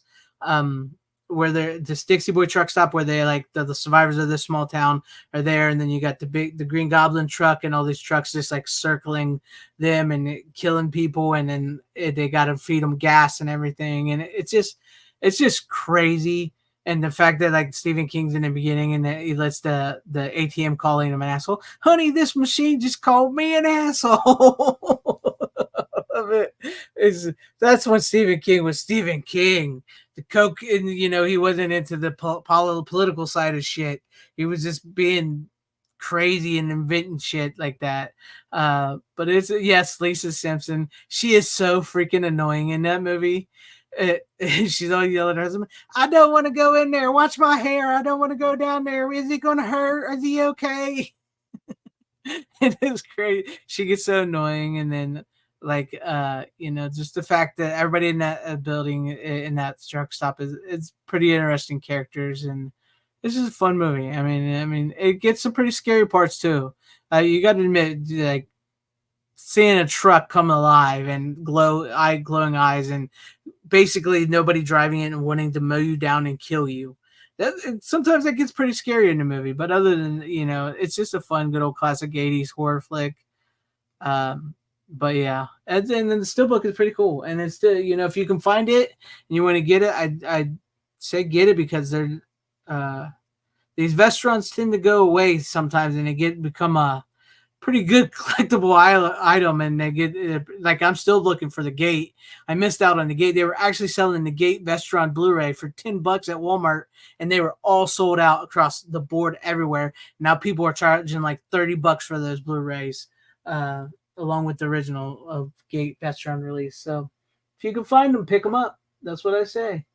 But yeah, that's my last pick of the night is Maximum Overdrive. So any thoughts, any words from anybody? One of those great good bad movies. Mm-hmm. It truly is. It's just Great it's so soundtrack. bad. Oh hell yeah! With AC/DC, Who Made Who, Hell's Bells. I remember seeing it as a kid, and I remember thinking, "How are my parents letting me watch this?" But yeah, right. I remember watching it on TV, and it's just never thinking nothing about it. These are trucks killing people, just mowing down blood. I watched it on video when it came out. Yeah, yeah. So I saw it fully uncut. I think I saw it on At that time, that was probably one of the most violent films my parents had ever. And I don't even know how or why they would have let me watch it, because my mom hates horror movies for the most part. My dad's never been a big fan, so they never really watched a lot of them. Most of my horror influence comes from outside sources. So this was just one of those rare few occasions where a horror movie was one that we actually, I don't what the hell about it, that maybe it was the truck part of it or whatever, but I mean, my dad would sometimes, he would take chances because people would say, oh, it's this, it's better than that, or it's good. Like even Predator was one he took a chance on that he didn't really end up liking, but he thought he might. But yeah, Right. see, that leans a little too much in the horror for him. Right. And same thing, he'd never been into aliens or anything like that. I get it. I think my parents would never really cared. My parents don't give a crap. It's like, I mean, they let go me to watch a it. lot of stuff when I was young. Like, cause like, I mean, I've told the story before, basically when I realized that movies were fake. I mean, once I got to be about 10, 11, 12, my mom would pretty much let me watch just about anything. The only ones she would Right. monitor would be certain ones and whatnot. But, like I even found her kind of getting interested in things like Nightmare on Elm Street. I know she was, even though she'd claimed she wasn't. You know I'm what I not a mean? fan. Then I catch her watching New Nightmare on TNT. Oh, I'm just flipping. Yeah, Oh, you got, shit. it's a Freddy Krueger or something. Oh, she knows what it was. Yeah. But yeah, you're not wrong. It was a different time than back then, and sometimes you took chances. And I think I saw this one on HBO or something. It was my first time. Oh yeah, I was on cable endlessly. Yeah, I haven't seen it in years, even though I picked up that Steelbook mainly just because I knew it would sell out. But yeah, yeah. That's why I was surprised because it came out like what? It was a couple months ago, didn't it? The yeah, Steelbook? it sold out pretty quick though. And I just found it yesterday at Walmart. Surprised. So that's why I was surprised. And it was just one, and I grabbed Did you it. pay for it? $20. Okay, yeah. Yeah. It was just one sitting there, and I was like, holy crap, I missed out on the gate. I'm not missing out on this, even though I have the other Blu-ray, which is it's the exact same Blu-ray. So I may end up selling that one. Yeah, might as well make Yeah. some money off it. Maybe I should too. Yeah, exactly. Because like some of them early Vestrons, like I was talking about, like the gate, they go for a lot of freaking money. Oh, really? I still got the Yeah. gate. I wish I would have got it. I missed out on it. I've been dying to get it because I really want to watch the gate this Halloween. So I'll probably shell out the $30 eventually to get it. So yes. I got Gate 2 as well. Nice. Yeah, this one was by Shout or Scream Factory. Yeah, I was gonna say. Yeah, Scream Factory. It's an older one of theirs.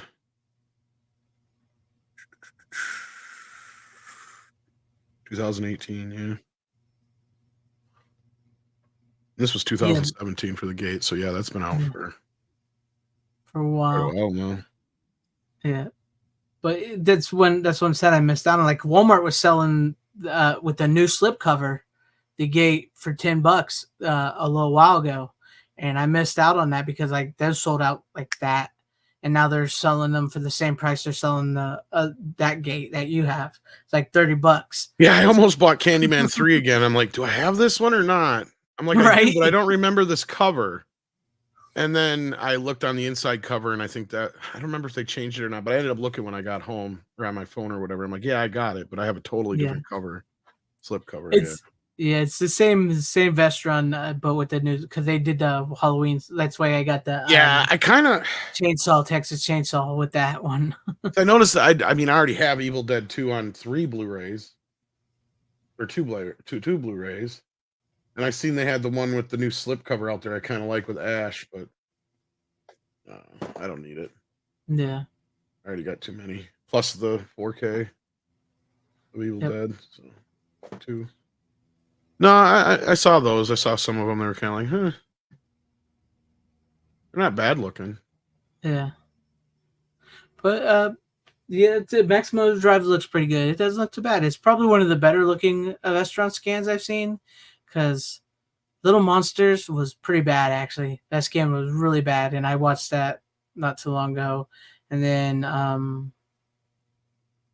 but most of the other restaurants are pretty good, and that was a pretty good restaurant scan, so it looked pretty good.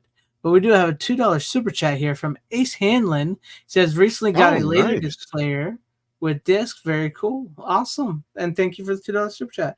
You know, that's something I never got into the Laserdisc because I went straight from VHS to DVD. I don't know why I never did Laserdisc. I don't know why.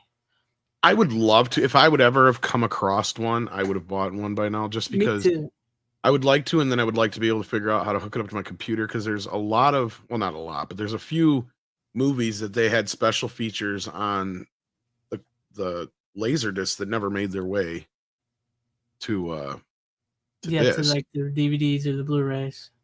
And in some of those, it's the only way you can get like the extended cut of Nightmare on Elm Street 5 in a decent version and whatnot, for instance. Mhm. But, like, yeah. Yeah, like because I do know that. That's something that's why I've always wanted to sort of pick up when I go like my thrift stores and stuff for like the VHSs I get. I do keep an eye out for Laserdisc, and there's just like nothing. I can never find a Laserdisc or Laserdisc player.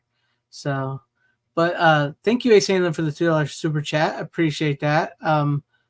We'll give you the Busey. Everybody loves the Busey. Talk about buttered sausage. Talk about buttered sausage, where it comes from, what it does. Why is it doing what it's doing? Get it out of my face. What about buttered sausage? That's not your jam. It's not your thing. You don't like it? It's not my jam. I don't buy jam. I buy honey, and I kiss it on the lips. Still insane. It really legitimately sounds like something he would say. But thank you for that. Tom, if you're ready, we'll get to you now for your final. All right. All I can say is your mother sucks cocks in hell. Yes, finally, last week. You don't know my mom. One of the greatest films of all time on 4K. And I have the sold out steelbook right here. Nice. The Exorcist. Better artwork than the other. Sort of. I mean, it's not. I want the original artwork, man. Yeah. And it just has her rising over the bed. Now, you guys want the good, the bad, or the ugly first? I guess we'll go for the good news first. So what's the good? Good news is, as far as I can tell, this is the best presentation the movie has had in a long fucking time. In fact, some of the color timing issues that the Blu-ray had are reverted back to the original version. Now, I know some people are saying like some of the scenes look really bad. Now, what you have here is a situation where we talked about time and time again, where unless you go back to the original negative for a lot of certain things where they do transitions, of course it's going to be an interpositive shot. So you're going to go from something that looks less resolution, a little bit more grainy or whatever, blotchy, because they end up putting neat and DNR on it to try and even out the grain, compared to some other scenes which look very clear and higher resolution. And for instance, like the first 10 minutes of this movie is so many intercuts and fades and stuff that most of it's from an interpositive stock. And then once you hit the main part of the movie where a lot of it's from the negative, oh my God, it looks amazing. But yeah, sure. I mean, it has its downfalls in that department, but it does look like most of the color timing issues have been fixed. So it looks great. It's the greatest the movie's ever going to look. This was actually overseen by William Friedkin before his death. And we do know who did the color timing if we have to blame them for something. Because they actually have a new credit card at the end of the movie for the 4K restoration. And you can tell Warner Brothers did take some time with this restoration. It's one of their prestige films, and it looks like they must have had at least because I can't remember who I heard from. Somebody was ripping it. I don't know. I was very impressed. I was expecting the worst because I had heard some mixed things about it. Now, I did not watch the version you've never seen, and I refuse to call it the director's cut. It's not a director's cut. Yeah. So I can't tell you how much better or different that looks. As far as I know, it's all from the same stock and just re-intercut. Because that's the thing. When they did that version of the movie, they've been messing with this, the negative of Exorcist for years. Because the Blu-ray looked good. The problem with the Blu-ray was the new color timing that William Friedkin did. And he twisted some of the colors into the wrong directions. And for instance, like the whole exorcism scene had a very blue hue to it. It's originally supposed to have more of a purple hue to it. The purple hue is back. Okay, for instance. So like that's the kind of thing I'm like, it feels more natural like it was supposed to. It doesn't have the wash of blue over it. That's one of the main sequences that people complained about. Now, this does not have any of the original audio mixes on it. So if you wanted the original stereo mix, not here. Not even the older 5.1 mix from the DVD and Blu-rays are here. What they do have, though, is a Dolby Atmos mix.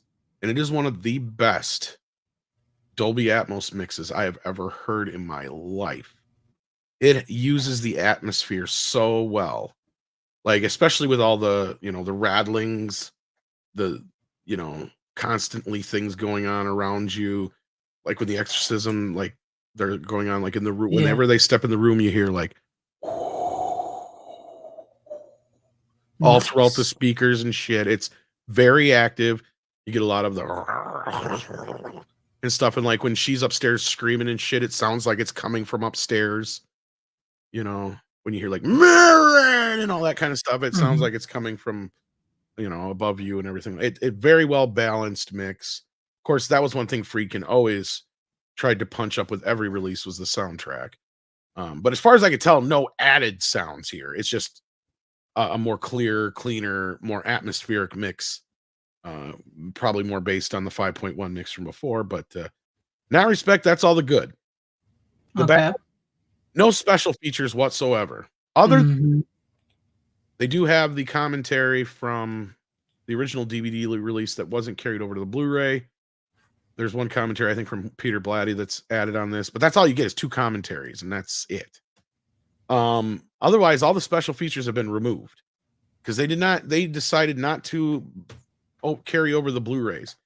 And this is a movie that had several special edition releases. You have like the anthology release, which I've showed before on here, and then you have this really nice book release with an excerpt from Friedkin's book and a single edition of the movie with both cuts of the film. And it's actually 3 discs, as there's another bonus disc with it. And I believe all but like maybe one special feature from the original. And this was one of those DVDs that was like a must-have back in the day when the early DVDs, because this was an amazing release that was done at the time for the original Exorcist. And it's technically the last time we ever had the theatrical cut in its original color timing. Because after this, the only DVD releases was the I almost called it the director's cut, the version you've never seen. So yeah, and again, I didn't watch that edition yet. I'm not as big of a fan of it. The only thing I like in the version you've never seen that's different is the ending. I like that they added the alternate. I hate calling it an alternate because it's more of an extended ending. Right. That was Blatty's big point of contention with the movie anyway, because he was. Yeah. And I love that little roundtable talk him and William Friedkin are having, where the seed was planted for that version of the film, where Blatty's all like, "I just don't like it. I don't like how the audience thinks that the devil won," and Friedkin's like, "How the fuck can you think the devil won?" Like, okay, here's what we're gonna do, Bill. We're gonna re-release the movie, and you can go to each and every theater and tell them as they come out that the devil didn't win. He says this shit, and Blatty's just like trying to keep his shit. He's like, no, I just think if you had that ending with Kinnerman and the other priest, I can't remember his name. I think it was Father Thomas. That at least gives you the idea that there is hope. And he's like, the girl lives. Like, yeah, they exercise the demon. And William Friedkin's just sitting there, just going. It's a great interview. I think it's even on. It's not even really. It's just those two talking to each other. It's on the special features of all the other ones. It's great because that's where that started from, and you can tell after that conversation, somebody at Warner Brothers goes, "We're gonna do it. We're gonna do an extended cut. Fuck it, we're gonna do it now." Or Bill Friedkin or whatever got the idea in his head. He's like, "All right, I'm gonna prove." And I wonder if that's why he didn't add some of the goofier shit to it, almost to prove. Yeah, because like everybody's like, I hate that version of the movie. It's like, I understand that, but it has the better ending. The ending, he is right. It is a nice ending, and it does tie into part 3, which is Blatty's story anyway. And that's why he likes it too. But it does. It gives like a little air of hope to the end of the film that not all is lost, and this priest found a new friend because his best friend had died, and all that stuff. And Kinderman, who also had kind of sparked a little bit of a friendship with, Karras, at least he's got a new friend in Father Thomas or whatever. Dyer, that's his name, Father Dyer. So like, you got that whole thing there, and I like it. I like that part, but I could do without the spider walk. I could give a fuck about that. Yeah. It always looked like shit, still looks like shit. The extra added faces and sound effects in the extended cut I can do without as well. I don't need it. What's wrong with it, Brian? First of all, you can tell it's not her. You can tell it's a completely different person because she's like a foot taller. Yeah, she like Linda Blair, and yeah, and she doesn't look anything like her, and they do this really weird. And at that time, they still could have replaced her face. That's what I don't understand. You can still do it now, let alone then. I mean, they were already able to do that kind of stuff. So I don't know why they just didn't do it. And that's what makes sense to me is that Friedkin was just like, fuck Bill. Just to piss him off. Probably. Well, that, and also the reason to do it was because people have talked about it and talked about it and talked about it and talked about it and talked. It was one of those scenes that people talked about all the fucking time because it was supposedly in some earlier screenings of the film that didn't make its way. And there was I think it was something in some magazine or book somewhere where there was a photo of it. So it was just one of those sequences in his, movie history that people always kind of like lost media, like one of these days, maybe we'll actually get to see the spider walk secrets. I actually remember those conversations with my friends. Right. So, and then we saw it and we're like, oh, now we know why it was cut. Now we know why it was cut. It's just, sometimes you don't really need it either. There's enough there already. I mean, come on. It's arguably the scariest movie of all time. Right. And I don't give a shit what anybody modern says either. Yeah. That cracks me up because like The Exorcist legitimately is probably the scariest movie ever made. It's still freaky to this day. No horror movie has ever topped it in scares. And it always cracks me up when they say like there's this movie, like I see this floating around. I can't remember the name of the movie, but it's like there's this movie so scary on Netflix that audiences are turning it off and they can't finish it because they say, I'm like, no, they're turning it off because the movie sucks. Or they just can't handle the gore. Right? Like the Terrifier movie, for instance, people were throwing up or whatever. Like that's just because it's so nasty. It's not because it's scary. There's a big difference. This movie manages to be scary as fuck without getting nasty. And here's the thing, and I know a lot of people are like, oh, this and that don't hold up. I'm like, I don't know what you're talking about, especially watching it in 4K. Like, what doesn't hold up in this movie? I don't get what people are saying. Because maybe it's because you're not a parent or have nieces or nephews or something like that. Because that's what I think people don't realize what is actually scary about this movie. The movie or the part where she's going, your mother sucks cocks in hell. That's not the scary part. The scary part is when she's taken Reagan to all these doctors and they can't give her a fucking answer. And when she's sitting there on that bridge talking to Karis and she's like, nobody will help me. Will you please just help me? Because that's a parent's worst nightmare, to not know what is wrong with their child and they can't help them. And then the scene that comes with that is when they're down in the basement after she's drying his shirt. And, she's like, look, you could show me a clone of my daughter. Same everything, same voice. And I would know it's not her. That thing up there is not my daughter, right? Like she knows, like that motherly thing. Well, not just that, you could just look at her and something's wrong. And it's not just she's having some psychotic breakdown. Like it's pretty obvious from the movie's point of view what's wrong with this kid. But from the mother's point of view, especially somebody, and then, you even got Karis, Karis telling her, basically they don't perform exorcisms anymore because ever since they realized, modern medicine and mental breakdowns and all these other things and issues, they don't really perform them anymore. Like they're not the thing, because we know now that there's other reasons for people to act this way. And just that kind of moment when he even realizes, in that moment when he's leaving, he's like, does she know that my mother recently died? That whole bit and all that kind of stuff, where he kind of figures it out. And then that whole thing is like he even has to convince himself. Right? Like it's just a great story. And that's what's scary about it. It's not the head turn. It's not the girl floating over to bed. It's not when she kills the priest or anything like that.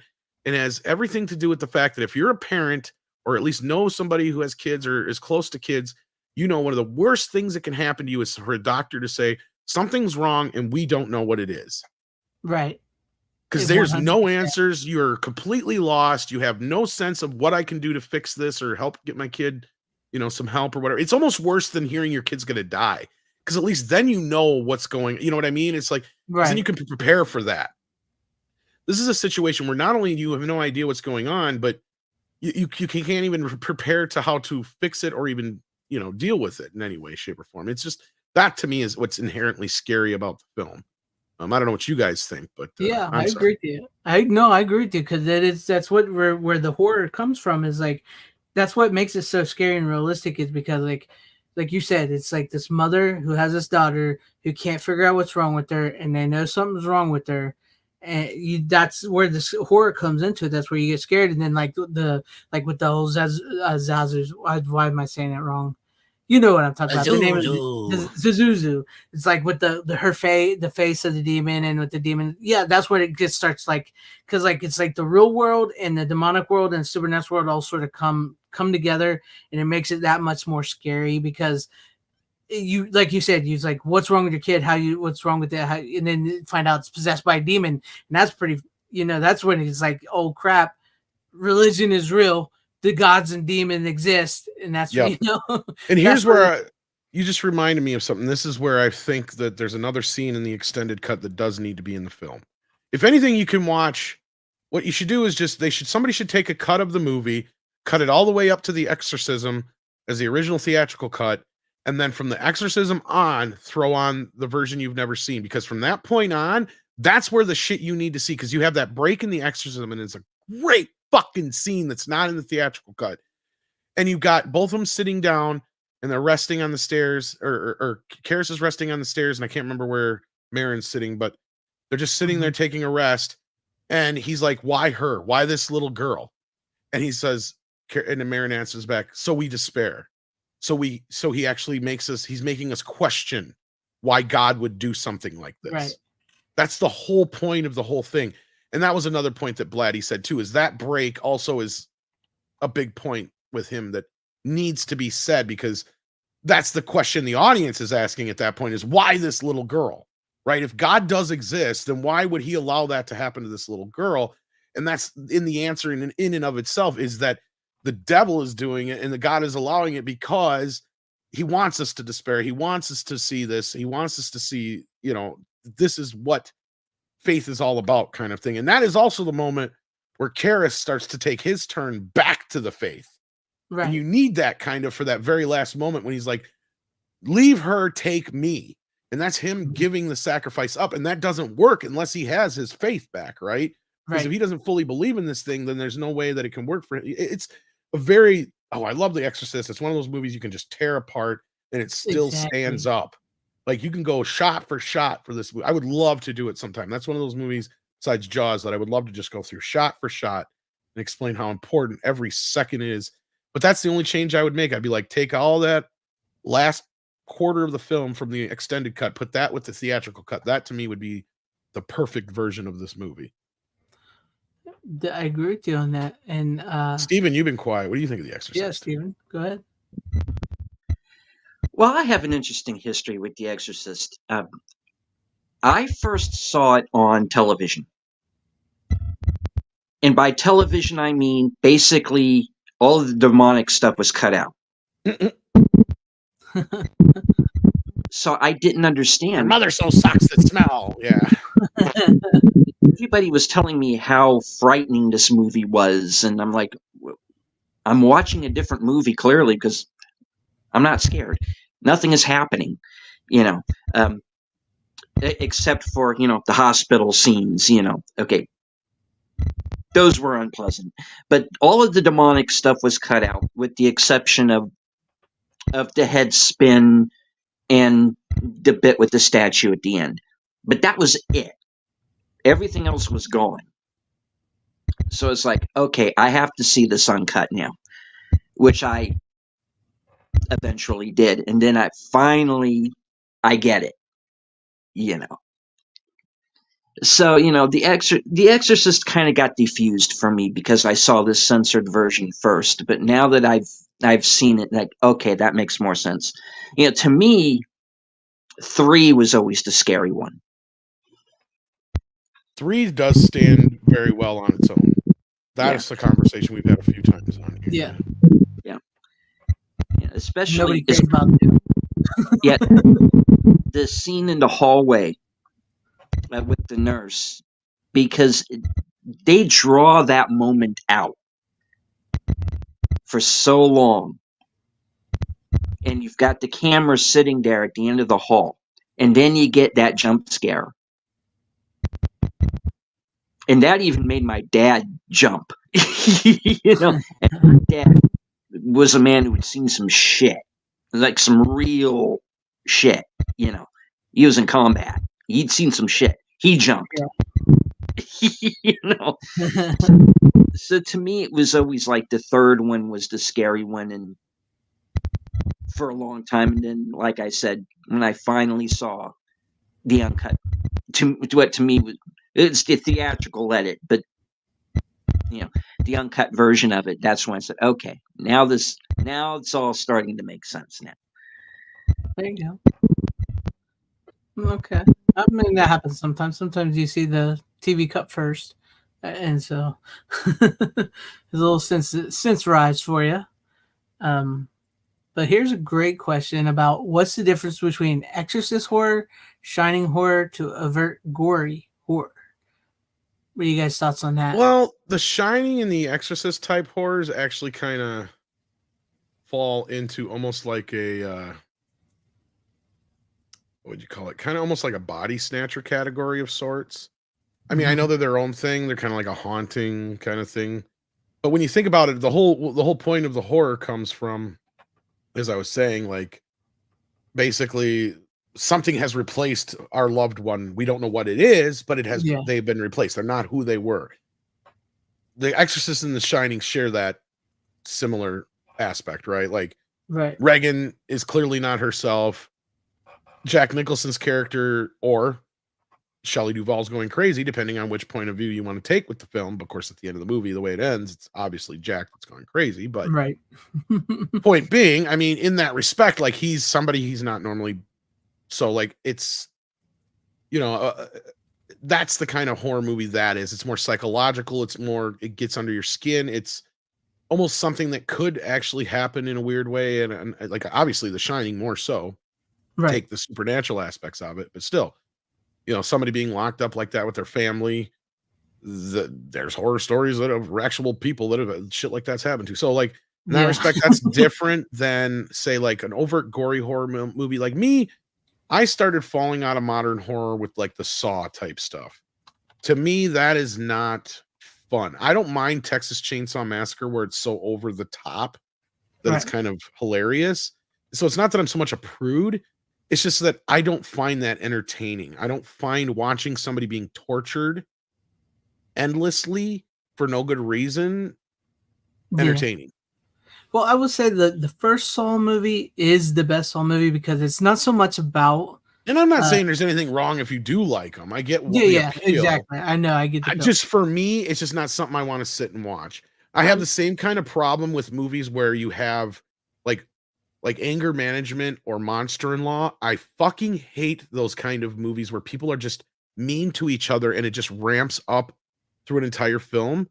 It's the same kind of thing for me. It's just like it's not enjoyable to watch. Right. Now, don't get me wrong. I love the Grumpy Old Men movies. Those are similar, but see, those have a sweet undertone to them as opposed to some of the other ones, which are a bit more mean-spirited, right? Yeah. Where people are just doing mean shit to be mean to each other and I just don't like it. And where in most cases, these people would be going to fucking jail for the shit that they're doing to each other. That's a whole nother side. But the thing with the gore factor, like I have the Terrifier films. In fact, a fan sent them to me. I haven't watched them yet for that very reason, is just because gore for gore's sake to me is not fun. Yeah. See, I don't mind the gore stuff, but it's like you said, it has to be for a reason.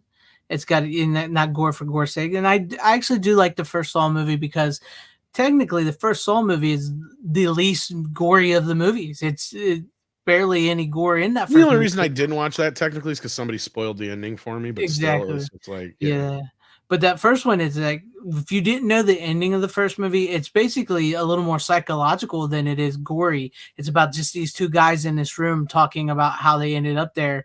And there's not really a whole lot of gore in that first movie. It's after that one, because some of the traps that they flash back to in the first movie is like, oh, so that's what people like. And then it just all came about, how gruesomely can we tear this person apart? And I I'm like you. I'm not much for that, and that's one of the reasons why I've heard great things about the Terrifier movies, but I don't know, man. I don't know if I could watch a chick in half all the way from her thing all the way down just for the sake of just being, in your face and all that stuff. But like I would say like the over gory horror comes from.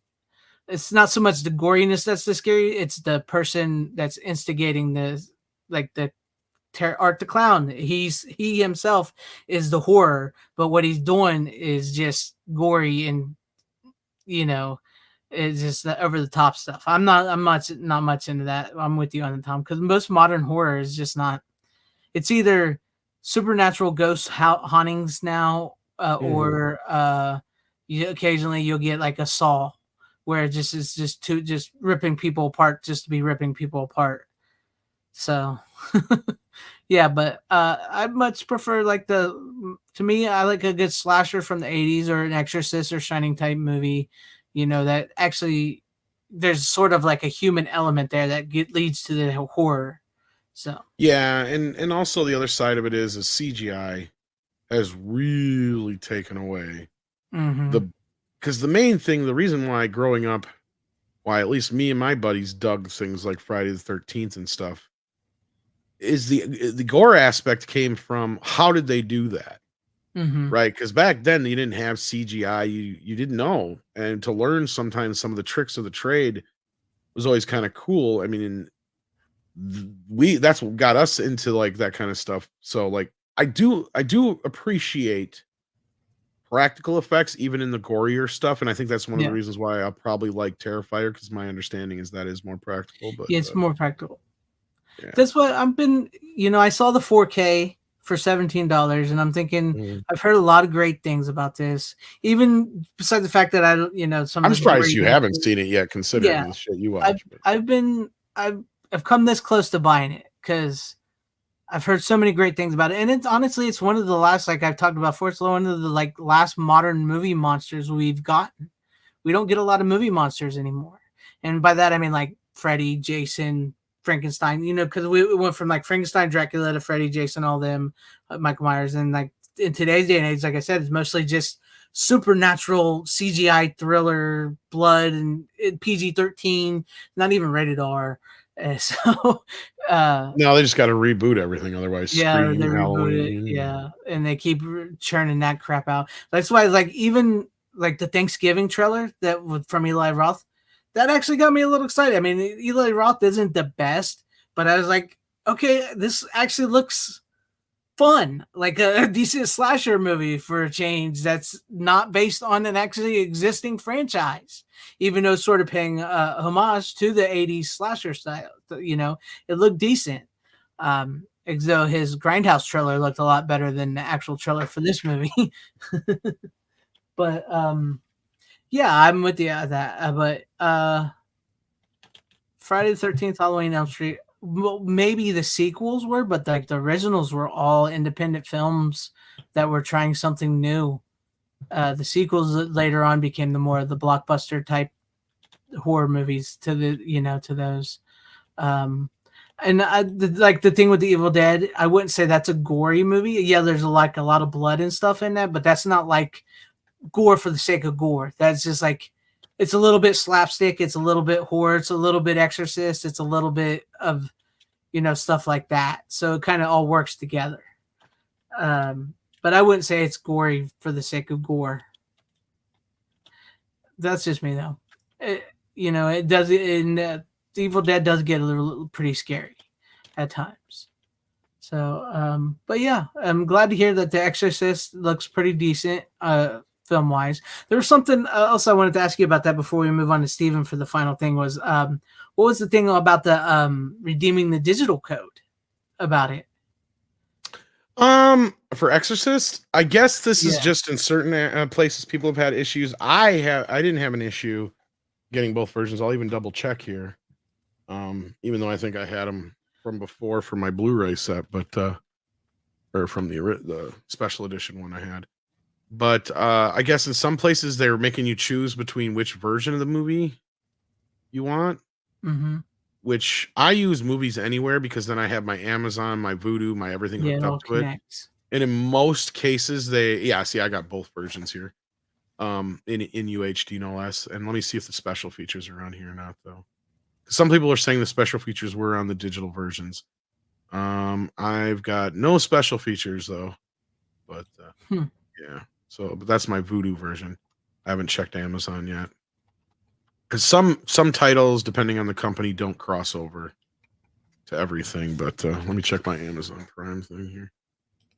Yeah, because I saw that earlier, and I was just like, what's that all about? I've run into some funky stuff once in a while with that, but I think it all just depends on where you get it from. Yeah. But with it coming up while you're looking for that, with it coming up to being Halloween, I may end up watching the Terrifier movie since they're Halloween movies. So because I've been looking to see what I'm going to be watching this Halloween. So maybe I'll finally break down and watch them. It's just, to be honest with you, what's always I'm glad it's a practical effect, but it's just like seeing him saw a woman in half. Just thinking about it kind of irks me a little bit. And like I know a little bit about the second one with the shotgun blast type thing. So that's really all I know about it. So I'm curious. I am curious. It is something I do want to see. So okay, it looks like on Amazon, all I have is the theatrical cut. I think.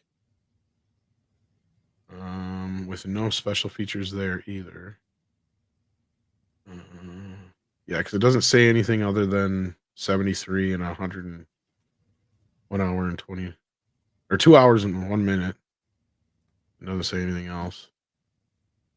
But yeah, evidently. Amazon is only the director's cut. So Vudu is the only place. So I'd go get mine through Vudu or Movies Anywhere if I were you guys. So it looks like it's where you redeem it. Yep. So if you do Movies or Anywhere or Vudu, it looks like you'll probably get both of them, right? As long as you have Vudu, yes. Yeah. Because I can't speak for iTunes or anybody else, but it sounds like my Amazon only has the theatrical cut. It looks like. Okay. I had to take a guess here. So for those who do the digital library when you get your physical media, make sure you do Movies Anywhere or Vudu so you can get both copies. Yeah.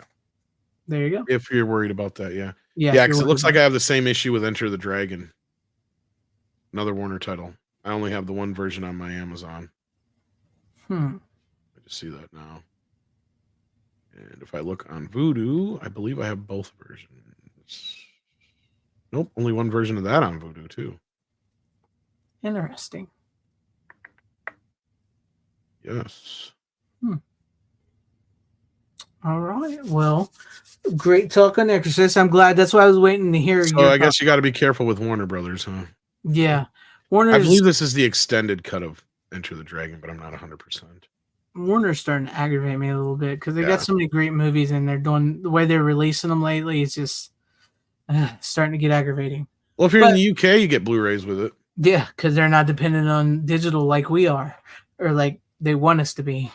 But I'm glad to hear that The Exorcist looks good and sounds good, because like I said, I heard some bad things about it, and I was like, I'm gonna wait to hear what Tom has to say, because I trust you. I trust you. You go meticulously into these things, so I'm glad to hear it. But with that being said, let's go to you, Stephen, for the final pick of the night, and then we'll close it down. What do you got? All right. And hopefully everybody can hear me okay. I think I'm echoing a bit. I am going to redeem myself, I think, with this last one. And earlier in the show, I brought up Possessor. And I am going to talk about a movie that kind of relates. and this is Upgrade. Oh, I like that movie. I've seen that movie. I have that movie. Great. I love this movie. This is one of my favorite movies of the year. I think I had it top 3, maybe even top 2. It's that good. I always say that's what Venom could have been. Oh, absolutely. And you even have a lead actor who kind of looks like Tom Hardy a little bit. He does kind of look like Tom Hardy. He does. Yeah. Anyway, I was for gonna say, go ahead and explain the movie. okay, for those who might not know Upgrade, you have a guy who it kind of starts out like a Death Wish movie. You know, his wife is murdered. He's shot in the neck, paralyzed.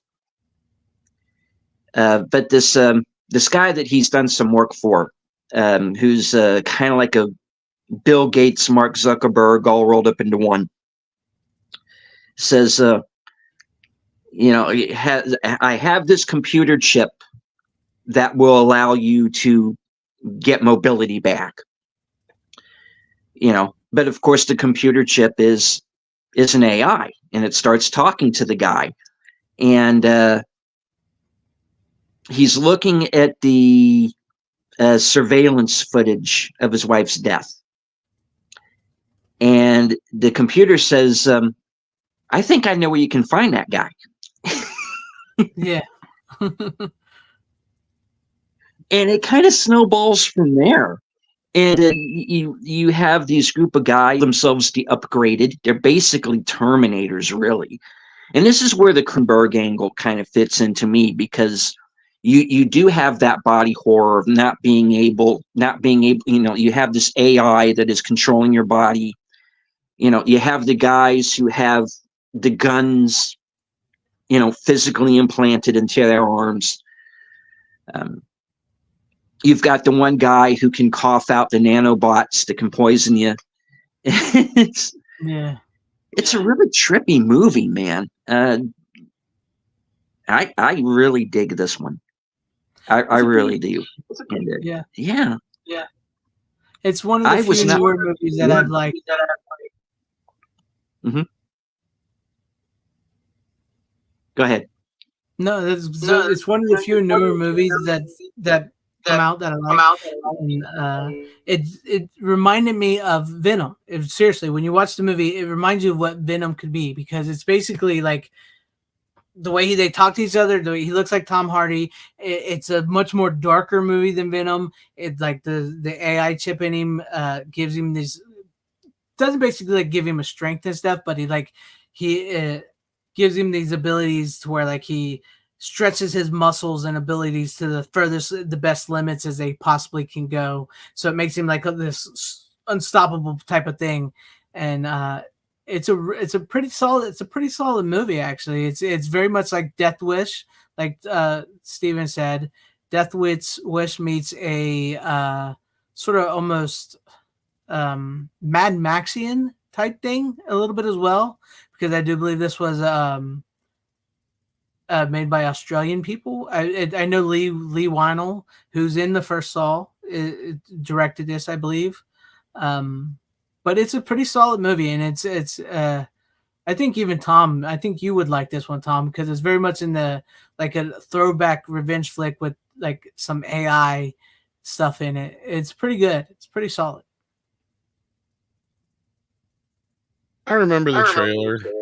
Yeah. It was just never something I really, kind of a high concept, but also something that yeah. When I watched the trailer, I didn't think I would like it, but then when I watched the movie is actually pretty decent. It's much more than the trailer lets on it to be, but I get it. Yeah, I was not prepared for where, without giving the movie away to anybody who hasn't seen it, I was not prepared for where it ultimately goes. It really does get very deep, and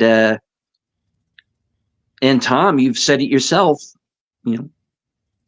it never goes well when AI is involved. You know? No, never does. Yeah. Because because I like thinking about the ending, because it's like, wow, where do you go from there? What is They don't go nowhere else, because I hate when they try to sequel stuff that don't need a sequel. Yeah, and I'm not saying necessarily a sequel. I do not want there to be a sequel. Do not write a sequel to this. It is perfect where it is. And good night, Bryant. What are the implications of that final scene? Where do you go from there? And it's a pretty scary proposition. Mm-hmm. It goes from this kind of revenge flick action movie, Terminator, type of movie, and the fight scenes in this are fucking outstanding.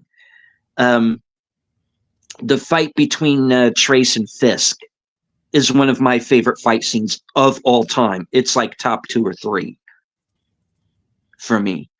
Nice. It is. It's like that still blows me away watching it now. But where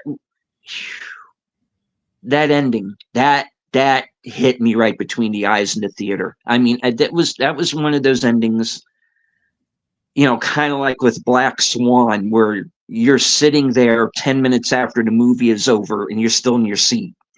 I was like, wow, I'm just trying to think, where do you go from there, man? Wow.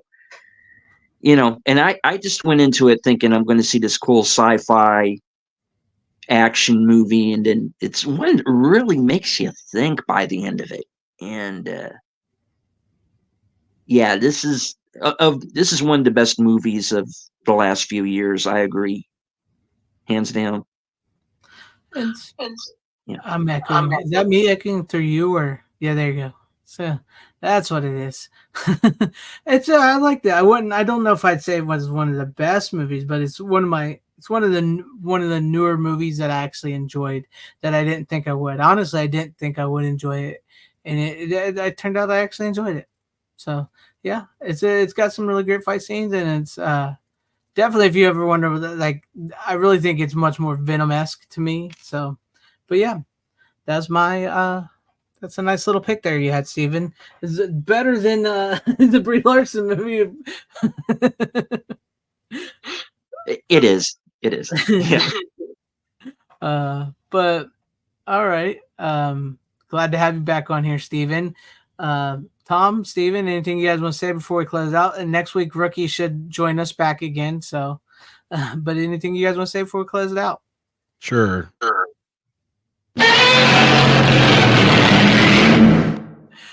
It's Godzilla. I like turtles.